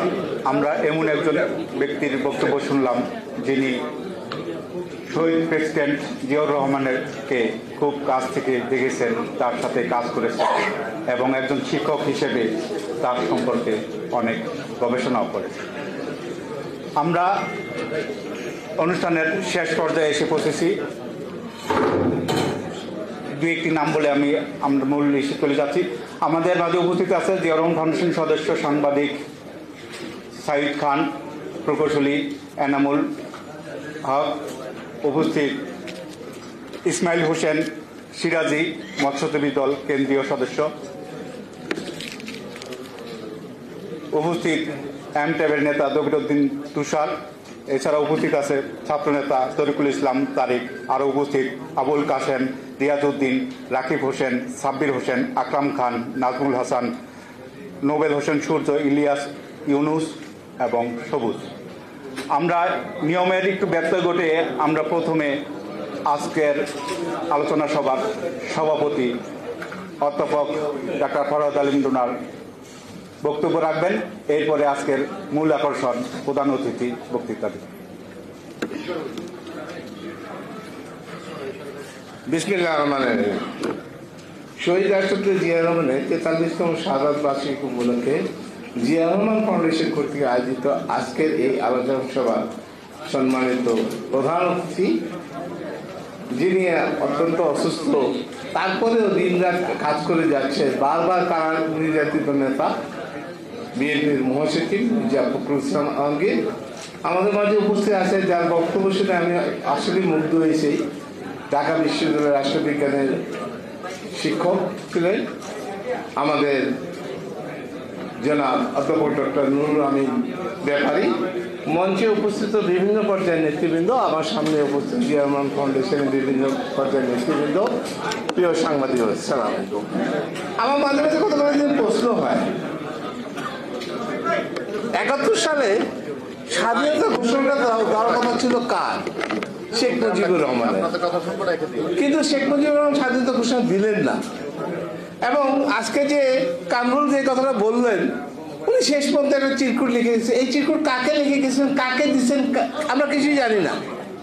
কিন্তু আপনারা পাশাপাশি যদি চিন্তা করে দেখেন, সেই সময় জিয়া রহমান কিন্তু খুব একটা অখ্যাত মানুষ, ওনার কোনো নাম গন্ধ কেউই আমরা জানি না। তারপর উনি আর্মির একজন মেজর, এমন না যে মেজর জেনারেল বা সর্বোচ্চ পদে আছে। উনিকে ওনার মধ্যে দেশের প্রতি প্রেম, দেশের প্রতি ভালোবাসা কতখানি থাকতে পারে, যিনি উনি ওখান থেকে স্বাধীনতা ঘোষণা দিয়েছেন। এবং স্বাধীনতা ঘোষণা দেওয়ার মূল কারণই এসেছেন, যেই স্বাধীনতা ঘোষণাটা বিএনপি আওয়ামী লীগকে দেওয়ার কথা সেটা উনি দেয় নেই। যদিও কামরুল ভাই একটা পড়লেন, আজকালকার ছাত্রদেরকে যেগুলো পড়ানো হয় সেটা সম্বন্ধে বললেন যে উনি ঘোষণা দিচ্ছেন, এটি বোঝানো হয়। কিন্তু আমরা তো রাজ্জাকের মুখে, আমরা রবের মুখে শুনছি স্বাধীনতা, ওনারা তখন ছাত্র ছিল, শেখ মুজিবকে স্বাধীনতা ঘোষণা দেওয়ার জন্য বলছিলেন, উনি দেয়নি। আমরা তাজুদ্দিনের মেয়ের বইয়ে পড়ছি যে তাজুদ্দিন নিজে গেছেন তাকে স্বাধীনতা ঘোষণা দেওয়ার জন্য, উনি দেননি। তারপরে আবার এই কথাগুলো আসে। সবচেয়ে বড় কথা হচ্ছে উনি স্বাধীনতা ঘোষণা দিলেন, শুধু দেননি, উনি মুক্তিযুদ্ধকে সংগঠিত করলেন, নিজে যুদ্ধ করলেন। এবং করে উনি যখন দেশ স্বাধীন হলেন, উনি কিন্তু ফেরত গেলেন ব্যারাকে, নিজের কাজে আবার ফেরত গেলেন। এবং এরপরে আওয়ামী লীগই তো দেশ চালাইছে। এই আওয়ামী লীগ দেশ চালাইছে, যে করলোটা কি? আজকে যা করছে ঠিক সেই সময় তাই করছে। আপনার ব্যাংকগুলো সব একটা পর একটা তখনও লুট হয়েছে, আমরা শুনতেছি। আমরা তখন দেখতেছি রক্ষী বাহিনী সৃষ্টি করে আর্মিকে সম্পূর্ণরূপে ধ্বংস করে দেওয়ার পায়তারা চলছে। আমরা দেখতেছি আমাদের অর্থনীতি সম্পূর্ণ ধ্বংস হয়ে আসতেছে। এমনই অর্থনীতি ধ্বংস হলো যে দেশে দুর্ভিক্ষ দেখা দিল। এবং 1975 সালে শেখ মুজিবের 7ই নভেম্বরে আবার এদেশের জনতা সিপাহী মিলে জিয়া রহমানকে আবার ক্ষমতায় আনলেন। সবচেয়ে মজা হচ্ছে জিয়া রহমান সাহেব ক্ষমতায় এসে কি করলেন? এই যে অপকর্মগুলা, এই যে আপনার বলেন দুর্ভিক্ষের মূল কারণ হচ্ছে খাদ্য অভাব। এবং উনি উপলব্ধি করলেন এবং উনি খাল কাটা কর্মসূচির মাধ্যমে সবুজ বিপ্লবের দিকে আগালেন। এবং উনি কিন্তু শুধু বিপ্লবের ডাক দিয়ে বসে থাকেন নেই, উনি নিচে হাতে কোদাল নিয়ে হাজার হাজার মানুষকে উদ্বুদ্ধ করছেন। হাজার হাজার মানুষ তার পিছনে খাল কাটা কর্মসূচি। আজকে সেই খাল কাটা কর্মসূচির কথা বলা হয়, আজকে যখন বন্যা হইতেছে আবার সেই কথা উঠছে, খালগুলো করতে হবে। আমাদের জাতির মধ্যে যে বিভক্ত ছিল, ব্যাপারী ভাই যে কথা বললো, বাঙালি জাতীয়তাবাদ আর বাংলাদেশি জাতীয়তাবাদ, বাঙালি জাতীয়তাবাদের মধ্যে আমাদের মধ্যে বিভাজন হচ্ছিল। কারণ আমাদের কোনো দেশে ভাষা দিয়ে কোনো জাতীয়তাবাদ নাই। এই ভাষাকে ভিত্তি করে জাতীয়তাবাদ বাংলাদেশে হয়েছিল, বাংলাদেশি বাঙালি জাতীয়তাবাদ, যার ফলে আমাদের অনেক জাতি গোষ্ঠীর তাদের আপত্তি ছিল। সেই আপত্তিকে ওভারকাম করার জন্যই বাংলাদেশি জাতীয়তাবাদ সৃষ্টি করছে। 1975 সালের আগে এই আওয়ামী লীগ যেই গণতন্ত্রের জন্য স্বাধীনতার যুদ্ধ হয়েছে, সেই গণতন্ত্রকে ধ্বংস করে দলীয় বাকশাল কাঠামো করা হয়েছিল। সেইটাকে উনি পরিবর্তন করলেন, বহুদলীয় গণতন্ত্রে আসলেন। এবং অর্থনৈতিক উন্নতির জন্য শুধু উনি বসেই থাকেননি, ওনার একটা বড় গুণ ছিল, সেটা হলো উনি যে কোনো সেক্টরে যে সবচেয়ে বেশি জানে, যে অভিজ্ঞ, তাকে ডেকে কথা বলতেন, তার সাথে পরামর্শ নিতেন এই দেশকে উন্নতি করার জন্য কি কি করা যেতে পারে। উনি চিন্তা করতেন না যে আমি রাষ্ট্রপতি। উনি মাঝে মাঝে তাকে সকালে নাস্তায় ডাকতেন, দুপুরে খাওয়ার সময় ডাকতেন, যখন যাকে প্রয়োজন হতো তাকে ডাক দিয়ে উনি পরামর্শ নিতেন। যার ফলেই আপনারা দেখেন আমরা আজকে যে আমাদের অর্থনৈতিক মূল ভিত্তিগুলো বলি, সেই রেমিটেন্স বিদেশে লোক পাঠানো শুরু করলেন কে? শহীদ রাষ্ট্রপতি জিয়া রহমান।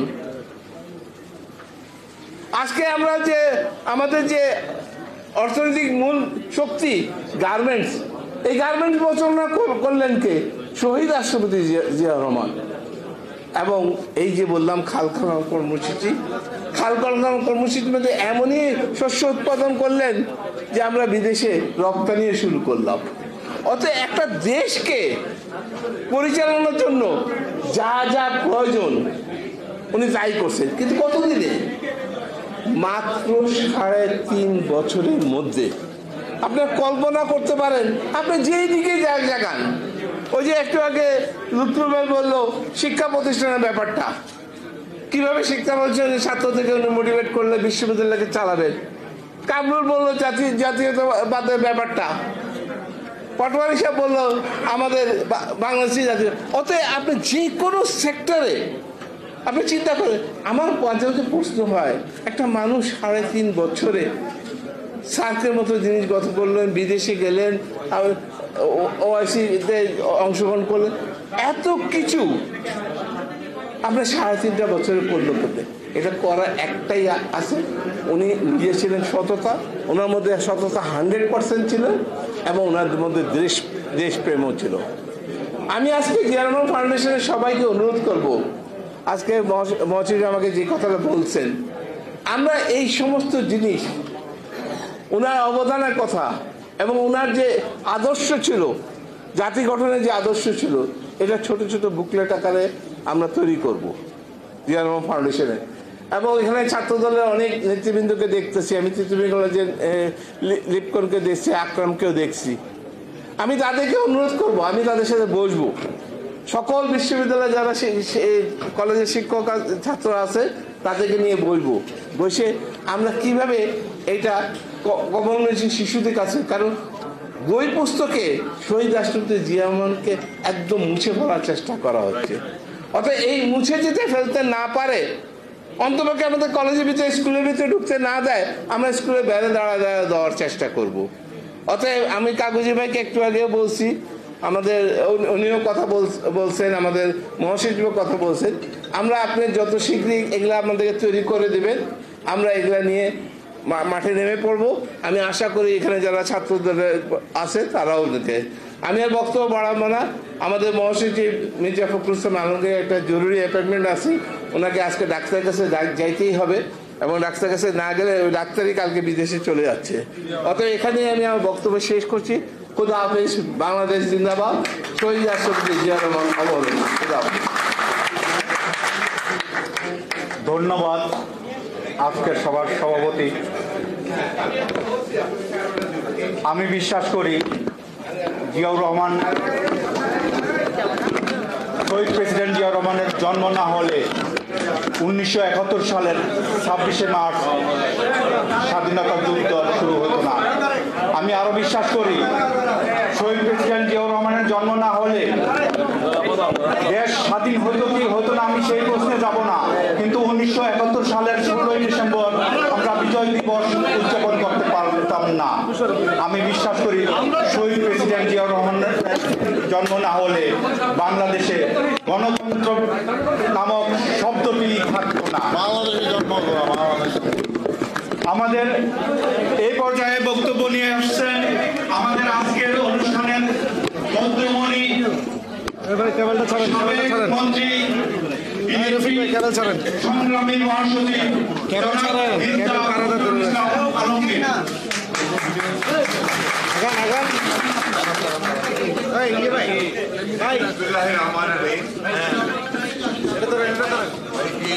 এইটা একটু আনা যাবে?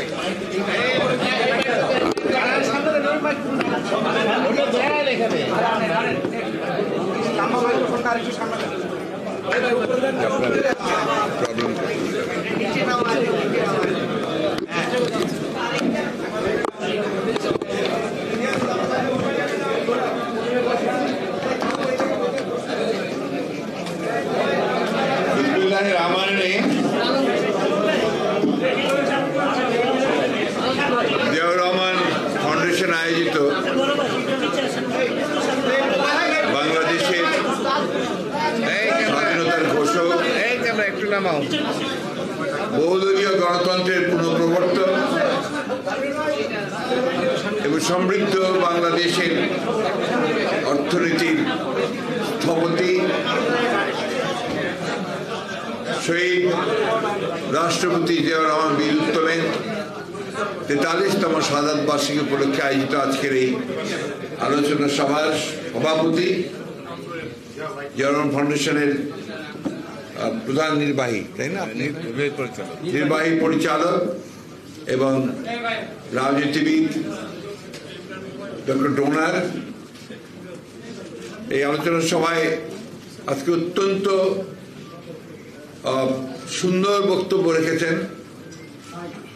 আমি অত্যন্ত অভিভূত হয়েছি। আমাদের অধ্যাপক ডক্টর ইসলাম ব্যাপারী, যিনি রাজনীতির সঙ্গে জড়িত আছেন, এবং এখানে সাংবাদিক নেতৃবৃন্দ, জিয়াউর রহমান ফাউন্ডেশনের যারা দায়িত্বে রয়েছেন নেতৃবৃন্দ, ভাই ও বোনেরা, আসসালামু আলাইকুম।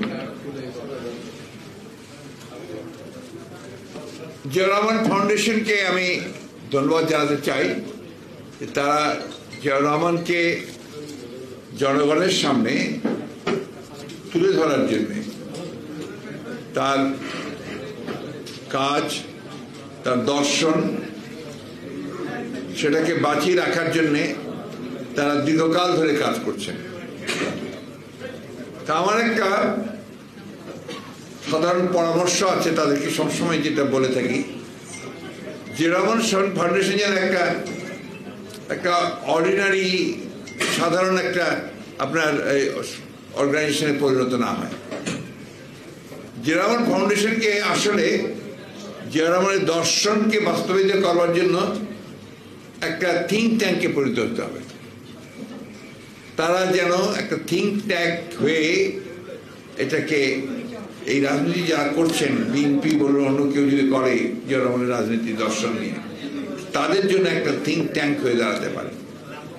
এই জন্য যে কাজটা জিয়াউর রহমান ফাউন্ডেশনে আমার মনে হয় যে আপনার গুরুত্ব দেওয়া প্রয়োজন, তা হচ্ছে তার কাজগুলোকে, তার দর্শনকে, তার প্রতিটি কাজ যেগুলো জনগণের কল্যাণে তিনি নিয়োজিত করেছেন, সেগুলোকে নিয়ে রিসার্চ করা, রিসার্চ করে সেগুলো আপনার বই তৈরি করা এবং সেটাকে প্রচার করার ব্যবস্থা করা। এটা আমার তাদের কাছে অনুরোধ রইল যে তারা এই জিনিসটার দিকে একটু গুরুত্ব দেবেন। জিয়াউর রহমান সাহেব সম্পর্কে আমরা কয়েকদিন ধরে আলোচনা করছি, বিভিন্ন প্রতিষ্ঠানগুলো করছে, সবাই বিভিন্নভাবে তাকে তার যে গুণ, তার যে অবদান এই দেশের অস্তিত্বের জন্যে, এই দেশের সামনে এগিয়ে যাওয়ার জন্যে, সেগুলো নিয়ে তারা আলোচনা করছে। আমি বেশ কয়েকগুলো অনুষ্ঠানে আমি আলোচনা করেছি, কথা বলেছি। আজকে আমি শুরু করতে চাই আপনার professor government of politics, university of মেরিল্যান্ডের ইউএস এর মার্কাস ফ্রান্ডার একটা উক্তি দিয়ে তিনি বলছেন, Ziaur Rahman is a historic figure in Bangladesh, in part because he has established the nation's first effective government. একটা কার্যকরী সরকার প্রথম তিনি এটাকে তৈরি করেছেন। But primarily because of his efforts to build institutions, কিন্তু প্রাথমিকভাবে এই জন্যে যে তিনি প্রতিষ্ঠানগুলোকে তৈরি করতে, নির্মাণ করতে চেয়েছেন, that can carry forward a new concept of Bangladeshi nationalism, যেটা বাংলাদেশি জাতীয়তাবাদের যে দর্শন সেটাকে সামনে এগিয়ে নিয়ে যেতে পারে। Zia wants people to be enthusiastic. Zia চেয়েছিলেন তার জনগণ, আমাদের জনগণ তারা উৎসাহী হোক, উদ্যমী হোক about building up the country, দেশকে গঠন করার ব্যাপারে। He wants them to be vigilant and prepared to resist, if necessary militarily, pressures from outside. তিনি চেয়েছিলেন যে দেশের মানুষ তারা সবসময় সতর্ক থাকবে এবং বাইরের যে কোনো আক্রমণকে প্রয়োজনে সামরিকভাবে হলেও তারা যেন রক্ষা করতে পারে, প্রতিরোধ করে তুলতে পারে। He wants people to have confidence that they can grow things themselves. তিনি চেয়েছিলেন যে তার মানুষের মধ্যে সেই আত্মবিশ্বাস জন্মাবে যে তারা তাদের প্রয়োজনীয় জিনিসগুলো তারা নিজেরাই তৈরি করতে পারে, উইদাউট রিলাইং অন ফরেনার্স, বিদেশিদের উপর নির্ভর না করে। He wants them to have pride in their religion. তিনি চেয়েছিলেন যে এই দেশের মানুষ তাদের ধর্মের উপরে যেন তারা গর্ববোধ করতে পারে, and to have no problems with the minority of the community, এবং সংখ্যালঘুদের সঙ্গে তাদের যেন কোনো সমস্যার তৈরি না হয়। এটা বলছেন একজন মেরিল্যান্ড, আপনার ইউএস এর আমেরিকার মেরিল্যান্ড ইউনিভার্সিটির একজন অধ্যাপক, তার জিয়াউর রহমান সম্পর্কে ধারণাটা আমি বললাম। এটা অনেক আছে।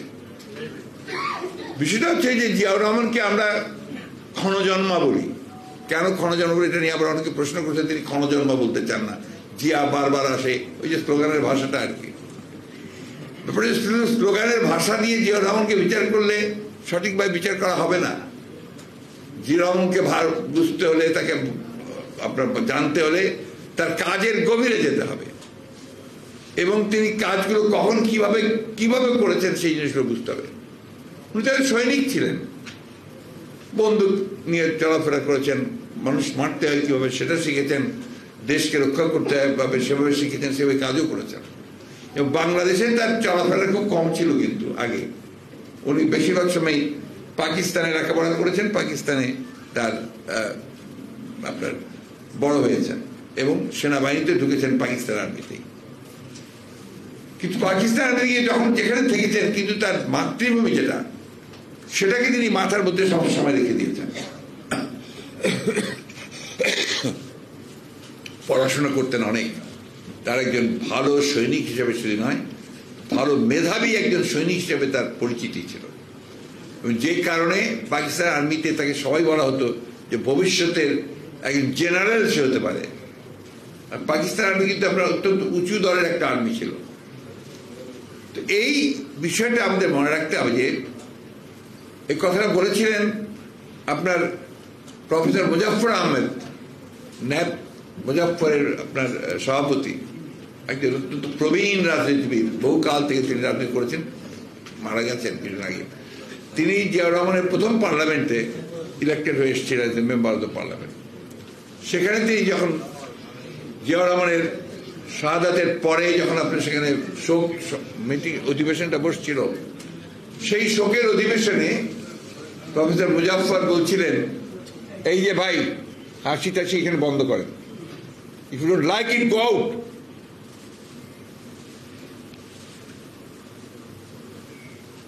কথা শুনতে আসছেন শুনবেন না, আরো চলে যাবেন। তিনি বলেছিলেন যে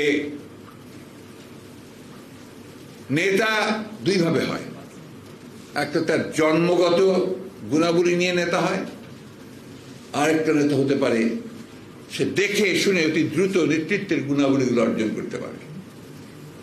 জিয়াউর রহমান দুটোই ছিলেন। তার নেতৃত্বের গুণ জন্মগতভাবে পেয়েছিলেন, অন্যদিকে অতি দ্রুত তিনি তার আশেপাশের সমস্ত থেকে শিক্ষা গ্রহণ করে তিনি নেতৃত্বের গুণাবলী অর্জন করেছিলেন। নাহলে দেখুন, একটা মানুষ যে রাজনীতির সঙ্গে জড়িত ছিল না, কাউকে চিনতেও না ঠিক মতো রাজনীতির লোকগুলোকে, সেই মানুষটি যখন দেখলো যে 1971 সালে যখন সমগ্র বাংলাদেশের মানুষ মুক্তি চায়, নেমে পড়েছে সংগ্রামে, নেমে তো চূড়ান্ত সংগ্রামের জন্য অপেক্ষা করছে, সেই সময়ে রাজনৈতিক দল কি তাদেরকে পরিত্যাগ করে চলে গেল এবং কেউ কোনো ঘোষণা দিয়ে পারল না চূড়ান্ত লড়াইয়ের সংগ্রামের। এই মানুষটি যে রাজনীতির সঙ্গে কোনো সম্পর্ক ছিল না, কেউ তাকে আমরা চিনতাম না, কেউ না, সেই গলায় হঠাৎ করে তিনি বলে উঠলেন, আমি মেজর জিয়া বলছি, আমি বাংলাদেশের স্বাধীনতা যুদ্ধ ঘোষণা করছি। এই একটা কথার মধ্য দিয়ে ওই সৈনিক মুহূর্তের মধ্যে তিনি হয়ে উঠলেন সবচেয়ে বড় রাজনৈতিক নেতা। তিনি একটা জাতির জন্মের ঘোষণা দিয়ে ফেললেন। অনেকেই আপনারা আওয়ামী লীগের লোকেরা এটা নিয়ে ভীষণভাবে রাগান্বিত, ক্ষুব্ধ, যে এটা বললেই নাকি আমরা আপনার সমস্ত আপনার সবচেয়ে রাষ্ট্রদ্রোহী হয়ে গেলাম। But that is the truth. যে কারণে জিয়াউর রহমানের স্বাধীনতার সম্পর্কে আমি কখনো বিতর্ক করি না, তর্ক করি না তার ঘোষণাটা নিয়ে। এটা চিরন্তন সত্য। জাতি যতদিন থাকবে, আমরা যতদিন থাকবো, ওই জিয়াউর রহমানের স্বাধীনতার ঘোষণা ততদিন থাকবে। এটা কোনো বিতর্কের বিষয় না, এটা একটা এস্টাবলিশ ট্রুথ। তাই ওরা যা কিছু বলে বলতে থাকবে, কারণ তারা তো আসলে ভিন্ন কথা, সেটা পরে বলবো। জিয়াউর রহমান সেই মানুষ যিনি যুদ্ধ করেছেন 9 মাস, তিনি যুদ্ধের পরে আবার ব্যারাকে ফিরে গেছেন সেনাবাহিনীর সঙ্গে, সেনাবাহিনীর কাজ যেটা তো দায়িত্ব সেই কাজ করেছেন। আবার যখন তাকে এই সেনাবাহিনীর লোকেরাই এবং জনগণ 75-এর পট পরিবর্তনের পরে তাকে যখন দায়িত্ব দিল, নিশ্চয়ই আপনাদের সঙ্গে যারা আমি এক কথাটা একটু বলে নেই, আমাদের ছেলেরা কিন্তু কেউ পড়তে চায় না, পড়াশোনা একেবারে পছন্দেরই বিষয় না, পছন্দেরই বিষয় না, শুধু দেখা আর শোনা, পড়তেই চায় না। এই বইটা কয়জন পড়েছে বলতে পারবেন? এর বাংলাও আছে, কেউ পড়েছেন আমার কাছে মনে হয় না। বলেন তো একজন হাত, আমি পুরো বইটা পড়েছি, পড়েছেন? None. That is the problem. এই বইটা যদি আপনি না পড়েন, আপনি জিয়াউর রহমান সম্পর্কে এই জেনারেশন কি জানবেন? আপনি তো জিয়াউর রহমানকে দেখেননি, আপনি তো কাজ দেখেননি। তো সেই জিয়াউর রহমান আমার কাছে মাঝে মাঝে বিস্ময় মনে হয়, বিস্ময় যে একটা নেতা কিভাবে এত অল্প সময়ের মধ্যে একটা জাতিকে, যে জাতি ইতিমধ্যে বিভক্ত হয়ে গেছে, যে জাতি নেতৃত্ব দুর্নীতিতে আকণ্ঠে নিমজ্জিত হয়ে গেছে, যে জাতিতে কোনো দিশা খুঁজে পাওয়া যাচ্ছে না, তার অর্থনীতি ধ্বংস হয়ে যাচ্ছে, কত সাহস থাকলে সেটাকে টেনে ধরার চেষ্টা করতে পারে। তাকে তো উনি তো নিজে আসেন নাই, তাকে তো সেই 7ই নভেম্বরের সিপাহী বিদ্রোহের মধ্য দিয়ে তাকে সামনে নিয়ে আসা হয়েছে। আমার এখনো মনে আছে, আমি তো দিনাজপুর কলেজে পড়াচ্ছি একদম প্রথম দিকে, ওই সময় 7ই নভেম্বর হঠাৎ করেই আমরা দেখলাম যে আপনার সৈনিকেরা সব আপনার গাড়ির মধ্যে, ওপেন ট্রাকে, ওপেন লরিতে, জিপের মধ্যে আপনার অস্ত্র ছুটতে ছুটতে সব যাচ্ছে, আর তার মধ্যে বিপ্লব হয়ে গেছে, বিদ্রোহ হয়ে গেল। আমরা তারপরে রেডিও টেলিভিশন সব কিছু দেখলাম যে হ্যাঁ, সিপাহী বিদ্রোহ হয়েছে এবং জিয়াউর রহমান সাহেবকে একটা নিয়ন্ত্রণ করার দায়িত্ব দেওয়া হয়েছে। তখন তো আপনার সেনাবাহিনী বেরিয়ে পড়েছে, ব্যারাক থেকে বেরিয়ে পড়েছে, অফিসাররা পালিয়ে বেড়াচ্ছেন, অনেক অফিসারকে হত্যা করা হয়েছে। ওই সময় জিয়াউর রহমান সাহেব প্রথম যে কাজটি করেছেন সেটা সেনাবাহিনীকে নিয়ন্ত্রণ করেছেন এবং অকুত ভয়ে সামনে আমার চোখের সামনে দেখা সৈয়দপুর ক্যান্টনমেন্টে হেলিকপ্টারে নামলেন, হেলিকপ্টারে নেমে তিনি একটা ড্রাম নিয়ে উঠে দাঁড়ালেন। সমস্ত সৈনিকেরা তাদের হাতে ওপেন অস্ত্র, তারা গুলি করছে, গুলি ছুটছে। তিনি উঠে দাঁড়িয়ে বললেন, শোনো, থামো। থেমে তারপরে বললেন যে তোমরা এই অস্ত্র আর গোলাগুলি কেন নষ্ট করছো? এটা কিসের জন্যে? তোমাদের যুদ্ধের জন্যে। কার সঙ্গে যুদ্ধ করবে? শত্রু। তো শত্রুর জন্য যে যুদ্ধ তুমি করবে, অস্ত্র গোলা বারুদ তার সব নষ্ট করে ফেলছো, তাহলে এখন তুমি কি করবে? এরপরে যদি আক্রমণ হয়, অস্ত্র নামাও। অস্ত্র নামালেন। তারপর তিনি বললেন, আগে নিজেদের শৃঙ্খলা ফিরিয়ে আনো, তারপরে। এটা কেন সম্ভব হয়েছিল তার পক্ষে করা? যে ওই যে ৭১ সালে তিনি যে ঘোষণা দিয়েছিলেন, এই দেশের মানুষ, সৈনিকেরা সেটা তার মনের মধ্যে রেখে দিয়েছিল। তাই তখন যখন তারা তাকে সামনে দেখতে পেল, এবং এই কয়েক বছরের মধ্যে তিনি তার সততা দিয়ে, তার নেতৃত্ব দিয়ে সেনাবাহিনীর মধ্যে যে একটা ভাবমূর্তি সৃষ্টি করতে পেরেছিলেন, সেই ভাবমূর্তির কারণে কিন্তু he emerged as a leader of the soldiers. উনি তো সেনাপ্রধান ছিলেন না, সেনাপ্রধান তো ছিলেন শফিউল্লাহ সাহেব। উনি সেই দায়িত্ব নিয়ে নিয়ন্ত্রণ করে প্রত্যেকটা ক্যান্টনমেন্টে হেলিকপ্টারে গিয়ে সেই সেনাবাহিনীকে নিয়ন্ত্রণ করে। তারপরে তিনি নিয়ন্ত্রণ করার পরে তিনি আস্তে আস্তে কাজ শুরু করলেন। এবং পরবর্তীকালে যখন তিনি রাষ্ট্র পরিচালনার দায়িত্ব পেলেন, তার প্রথম দায়িত্ব ছিল যে বাংলাদেশকে একটা গণতান্ত্রিক রাষ্ট্রে ফিরিয়ে নিয়ে আসা। এবং সেই জন্য তিনি গণতান্ত্রিক ইনস্টিটিউশনটাকে ডেভেলপ করতে চাইলেন। বহু ইতিহাস, এগুলো না পড়লে আপনারা বুঝতে পারবেন না, এবং না জানলে। তিনি প্রতিটা রাজনৈতিক দলের সঙ্গে কথা বলেছেন। আওয়ামী লীগের সঙ্গে বলেছেন, ন্যাপের সঙ্গে বলেছেন, কমিউনিস্ট পার্টির সঙ্গে বলেছেন। তৎকালীন জামাত ইসলাম তখন ছিল না, ইসলামিক ডেমোক্রেটিক লীগ, সেই ডেমোক্রেটিক লীগের সঙ্গে কথা বলেছেন। আরো যে সমস্ত মুসলিম লীগ আরো ছিল, সব কথা বলে বলে সকলেই তার উপর তার সব কথা বলে একটা ধারণা তৈরি করে যে এই লোকটা হচ্ছে আসলে একটা দেশপ্রেমিক, সে কাজ করতে চায় এবং তাকে দিয়ে কাজ হবে। শুনলে অবাক হবেন যে কমিউনিস্ট পার্টির মতো পার্টি, যারা সবক্ষণেই আপনার এই ব্যবস্থাকে মনে করে না এবং সামরিক অভ্যুত্থানকে সহ্য করতে পারে না, তারা সবচেয়ে বড় ক্রিটিক ছিল সামরিক অভ্যুত্থানের, তারা প্রেসিডেন্টের 19 দফাকে সমর্থন দিয়ে দিল। মুজাফফর ন্যাপ তারা সমর্থন দিয়ে দিল। এবং সেগুলো নিয়ে যে তর্ক বিতর্ক সেগুলো সব আছে এখানে। প্রফেসর মুজাফফর বলছেন যে অসুবিধাটা কি, ওনারা যদি বিসমিল্লাহ সংযোজন করেছেন, কনস্টিটিউশন তো ছিল না, তো বলে যে বিসমিল্লাহ দিয়ে দিয়ে যদি কাজ শুরু করা যায়, অসুবিধাটা কোথায়? বিসমিল্লাহ বলে যে ভালো কাজ করতে পারি, তার আমার প্রবলেমটা কোথায়? আর আমি যদি সোশ্যালিজমের সামনে বিসমিল্লাহ বসাই, সেই সোশ্যালিজম করতে হবে, আমার প্রবলেম কোথায়?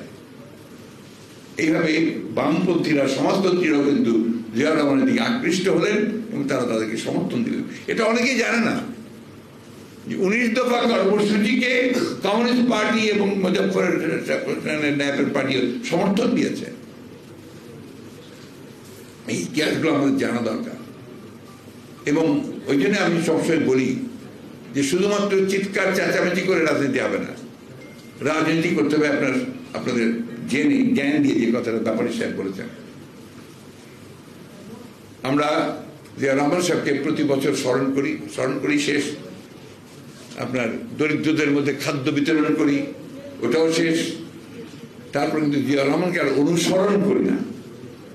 আপনারা যদি পররাষ্ট্র নীতির সম্পর্কে পড়েন, বিস্মিত হয়ে যাবেন যে মানুষ অতি অল্প সময়ের মধ্যে যে বাংলাদেশকে তুচ্ছ তাচ্ছিল্য করে, যে একটা বাস্কেট কেস, এটা বটমলেস বাস্কেটের মধ্যে কিচ্ছু নাই, সেই দেশটাকে তিনি সামনে নিয়ে চলে আসলেন। And he emerged as a leader, an international leader. তাকে ইরান ইরাক যুদ্ধে মধ্যস্থতাকারী হিসাবে নিয়োগ দেওয়া হলো, আল কুদসের সদস্য করলেন।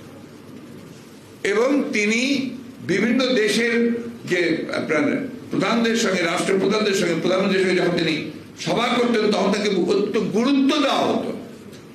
উত্তর কোরিয়ার কিম ইল সুং নেতা, তাকে প্রধান অতিথি করে নিয়ে গেল তার প্যারেডে, তার আপনার স্বাধীনতা দিবসে, তাকে সেখানে প্রধান অতিথি করে।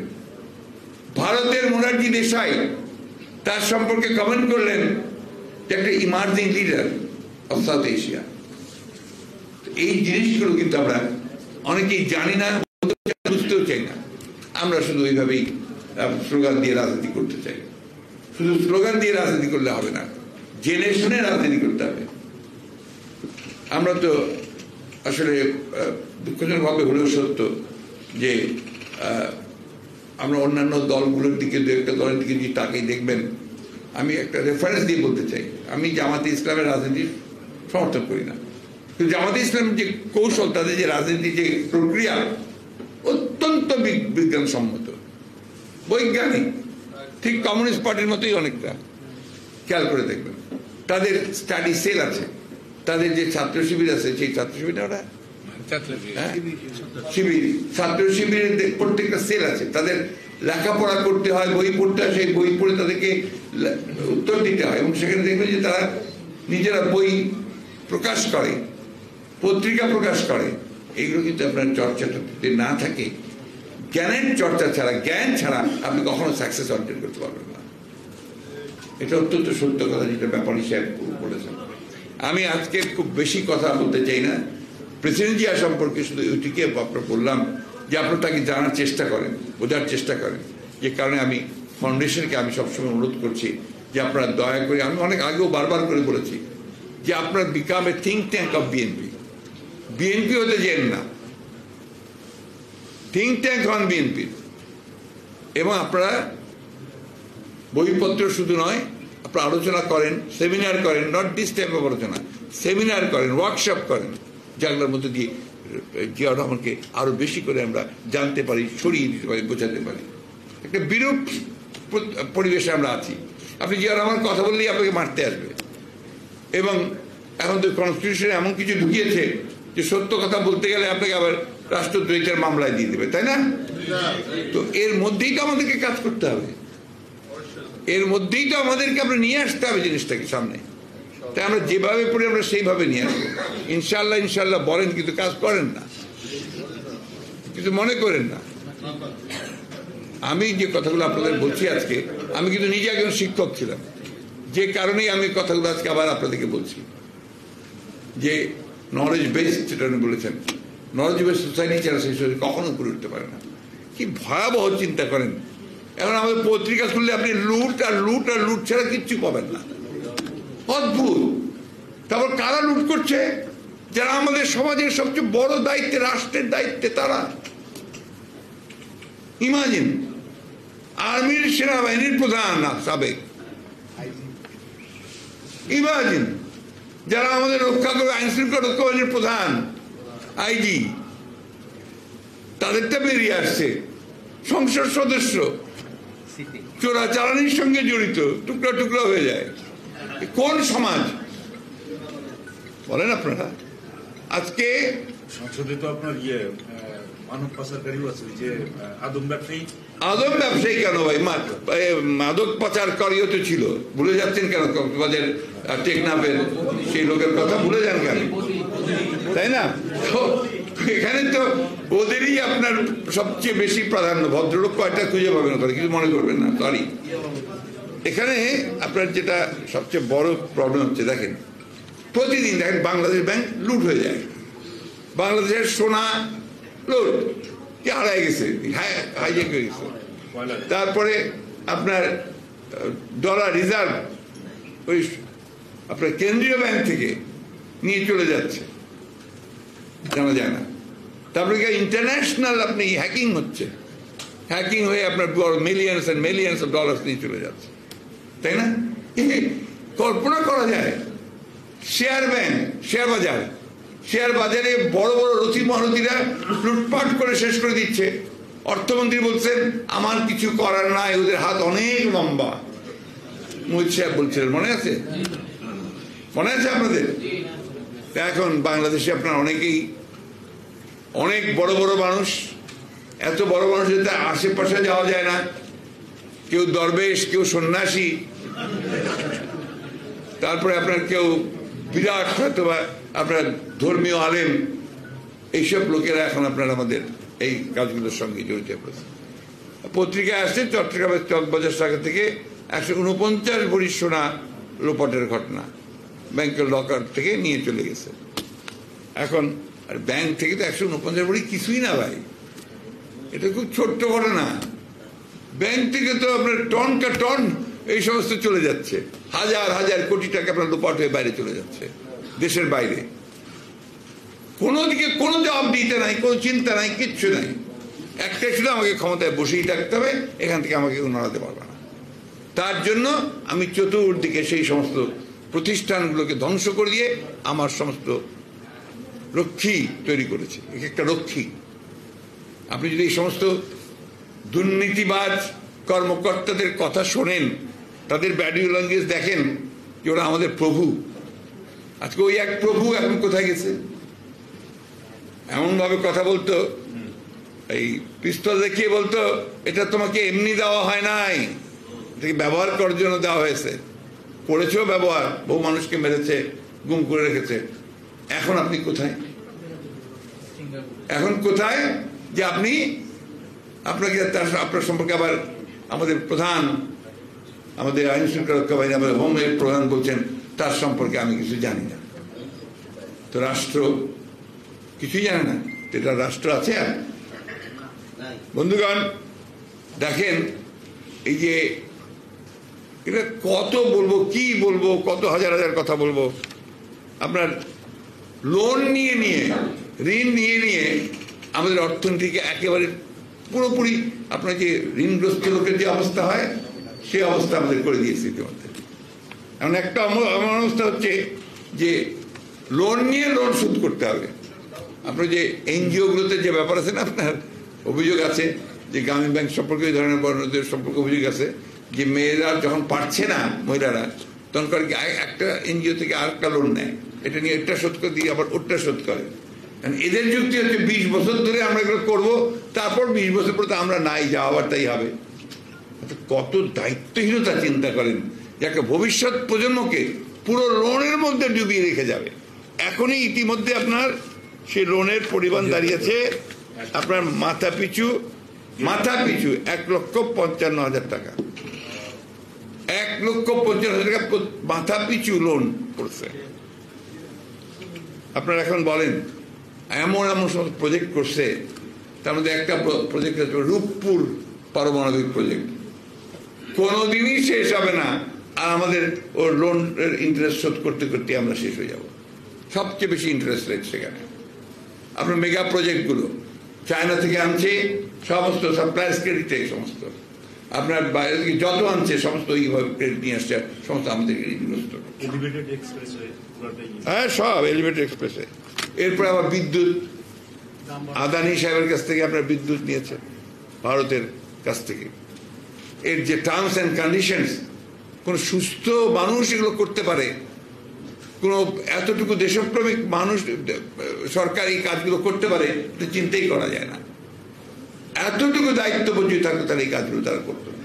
এটা সেই জন্যই আমরা বলে, আমি সবসময় বলে আসছি, এটা কি, তারা তো আপনার এই দেশের মানুষ না, তারা বর্গী, তারা লুট করে নিয়ে চলে যায় এবং পাচার করে দেয়।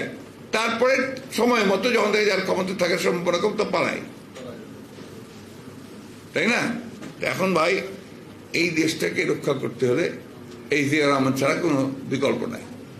জিয়া রহমানকে বোঝেন, জিয়াকে জানেন, এবং তিনি যেভাবে উঠে দাঁড়িয়েছেন সমস্ত প্রতিকূলতার মধ্যে মাথা উঁচু করে, সেইভাবে মাথা উঁচু করে দাঁড়ান। দেশনেত্রী বেগম খালেদা জিয়া যেমন প্রতিকূল অবস্থার মধ্যে মাথা উঁচু করে দাঁড়িয়েছেন, সেইভাবে দাঁড়াতে হবে। আমাদের তারেক রহমান সাহেব যেভাবে মাথা উঁচু করে বিদেশ থেকে আমাদেরকে আপনার নেতৃত্ব দিচ্ছেন, সেইভাবে মাথা উঁচু করে দাঁড়াতে হবে। আমরা তো মার খাচ্ছি, জেলে যাচ্ছি, মারা যাচ্ছি, তাই না? তো সবাই মিলে একসাথে জোরে সরে সেটাকে একটা জায়গায় নিয়ে যাই যেখানে আমরা প্রতিরোধটা গড়ে তুলতে পারবো। আমরা তো অন্যায় কিছু চাচ্ছি না তাদের কাছ থেকে। আমরা একটা জিনিসই চাই যে ভাই, আমাদেরকে একটা ভোটের ব্যবস্থা করো, একটা নিরপেক্ষভাবে, মানে বৈধভাবে, এবং যেন আমরা অবাধ সবাই মিলে একসাথে ভোট দিতে পারি, তার ব্যবস্থা করে, যাতে আমরা আমাদের ভবিষ্যৎটা আমরা নির্ধারণ করতে পারি। শেষ করে দিয়েছে আপনার নির্বাচন কমিশনটাকে। এখানে এই সেই কমিশন শুধু ব্যবস্থাটাকেই শেষ করেছে, মানুষের ভোটই দিতে যায় না। কতটা আপনার যে আস্থা অনাস্থা আসতে পারে তার প্রমাণ হচ্ছে আপনার এই বাংলাদেশের ভোট ব্যবস্থা। এখন কেউ ভোট দিতে যায় না, সোজা বলে কি হবে ভোট যায়, আমার তো ভোটটা কাউন্টই হবে না, আর সব তো দিয়ে চলে যাবে। আবার সরাসরি বলে কি কোথায় ভোট দিবেন, যদি নৌকা ছাড়া অন্য কারণে দেন তাহলে যাওয়ার দরকার নাই। আমি জানি আপনার আমাদের ডক্টর নুরুল আমিন আমার ব্রাদার ইন ল, হ্যাঁ, উনি তো এখন রিটায়ার্ড। যখন ভোট দিতে গেছেন গতবার তো 18-তে, তো বলছে যে স্যার আপনি আসছেন ভোট দিতে, যদি নৌকায় দেন তাহলে দেন, তাহলে দরকার নাই তাকে। তো এটা হচ্ছে আর কেউ ভোট দিতেই যায় না। আমাদের কথা হচ্ছে কি, যেটা আমরা খুব স্পষ্ট করে বলি, যে আমরা লড়াই করছি, সংগ্রাম করছি, আমরা বিএনপি ফাউন্ডেশন এটাকে শক্তি যোগান, ইন্টেলেকচুয়াল স্ট্রেংথ বাড়ান, আমাদের মেধাটাকে আরো শক্তিশালী করেন।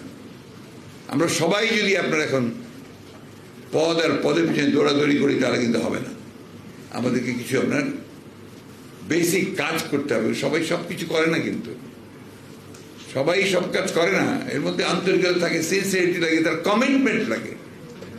সেই কমিটমেন্ট নিয়ে আমাকে যেতে হবে। আমার আজকাল মাঝে মাঝে খুব আপনার নিজেকে প্রশ্ন করতে মনে হয় যে আমি যে আপনাদের সামনে আসি, আমি আপনাদেরকে কি বলবো? বলে তো আসছি যে উঠে দাঁড়াতে হবে, করতে হবে, দেখতে, তাই না? কিন্তু আমাকে তো একটা ডিসাইসিভ জিনিসে যেতে হবে। সেটাই আমরা থেকে আলোচনা করে আপনারা বলেন, আমরা কাজ করি সেইভাবে, এবং আমরা সেই কাজগুলো আপনাদের কাছ থেকে জানতে চাই। আমরা তো ইন্টেলেকচুয়ালদের কাছ থেকে সাহায্য চাই, যে আমাদেরকে পথ দেখতে সাহায্য করেন। আমি সেই সাহায্যটা আপনাদের কাছ থেকে চাই। আমরা সংগঠিত করতে চেষ্টা করছি, আবারও সংগঠিত হবে। আমি জানি বাংলাদেশের মানুষ কখনো মাথা নত করে থাকে না, মাথা উঁচু করে দাঁড়াবেই, এবং তারা পরাজিত করবেই এই ভয়াবহ দানবীয় শক্তিকে। এটা শুধু জাস্ট সময়ের ব্যাপার। আমি তাই অনুরোধ করব যে আপনারা জিয়া রহমান ফাউন্ডেশন থেকে সেই কাজগুলো করেন, যাতে করে আমরা এটাকে জ্ঞানভিত্তিক সেই লড়াইটা করতে পারি। এটা আমাদের খুব বেশি প্রয়োজন। আমি আপনাদের সকলকে ধন্যবাদ জানাচ্ছি আমাকে এখানে এসে কথা বলার জন্য, এবং নুরুল ইসলাম সাহেবকে বিশেষ ধন্যবাদ জানাতে চাই যে তিনি, তার বক্তব্য খুব ভালো হয়েছে। আরেকটা শুনে আমি খুব মানে খুশি হয়েছি যে কাগজি সাহেব আমাকে বললেন যে তারা জিয়াউর রহমানের কাজগুলোর 4 খণ্ড তারা বই করেছেন।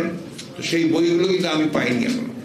আপনারা দয়া করে যে আমাকে দেবেন। আরেকটা অনুরোধ, এই মাহফুজুলের লেখা বইটা বাংলাটা আছে, আপনারা এটা সংগ্রহ করবেন অথবা লাইব্রেরিতে গিয়ে পড়বেন। আমাদের পার্টির লাইব্রেরিতেও আছে। এটা আপনাদের সকলের যারা বিএনপির সঙ্গে জড়িত আছেন, বিশেষ করে ইয়াং জেনারেশন, তারা এটা পড়েন। এটা না পড়লে আপনারা জিয়া রহমানকে জানতে পারবেন না।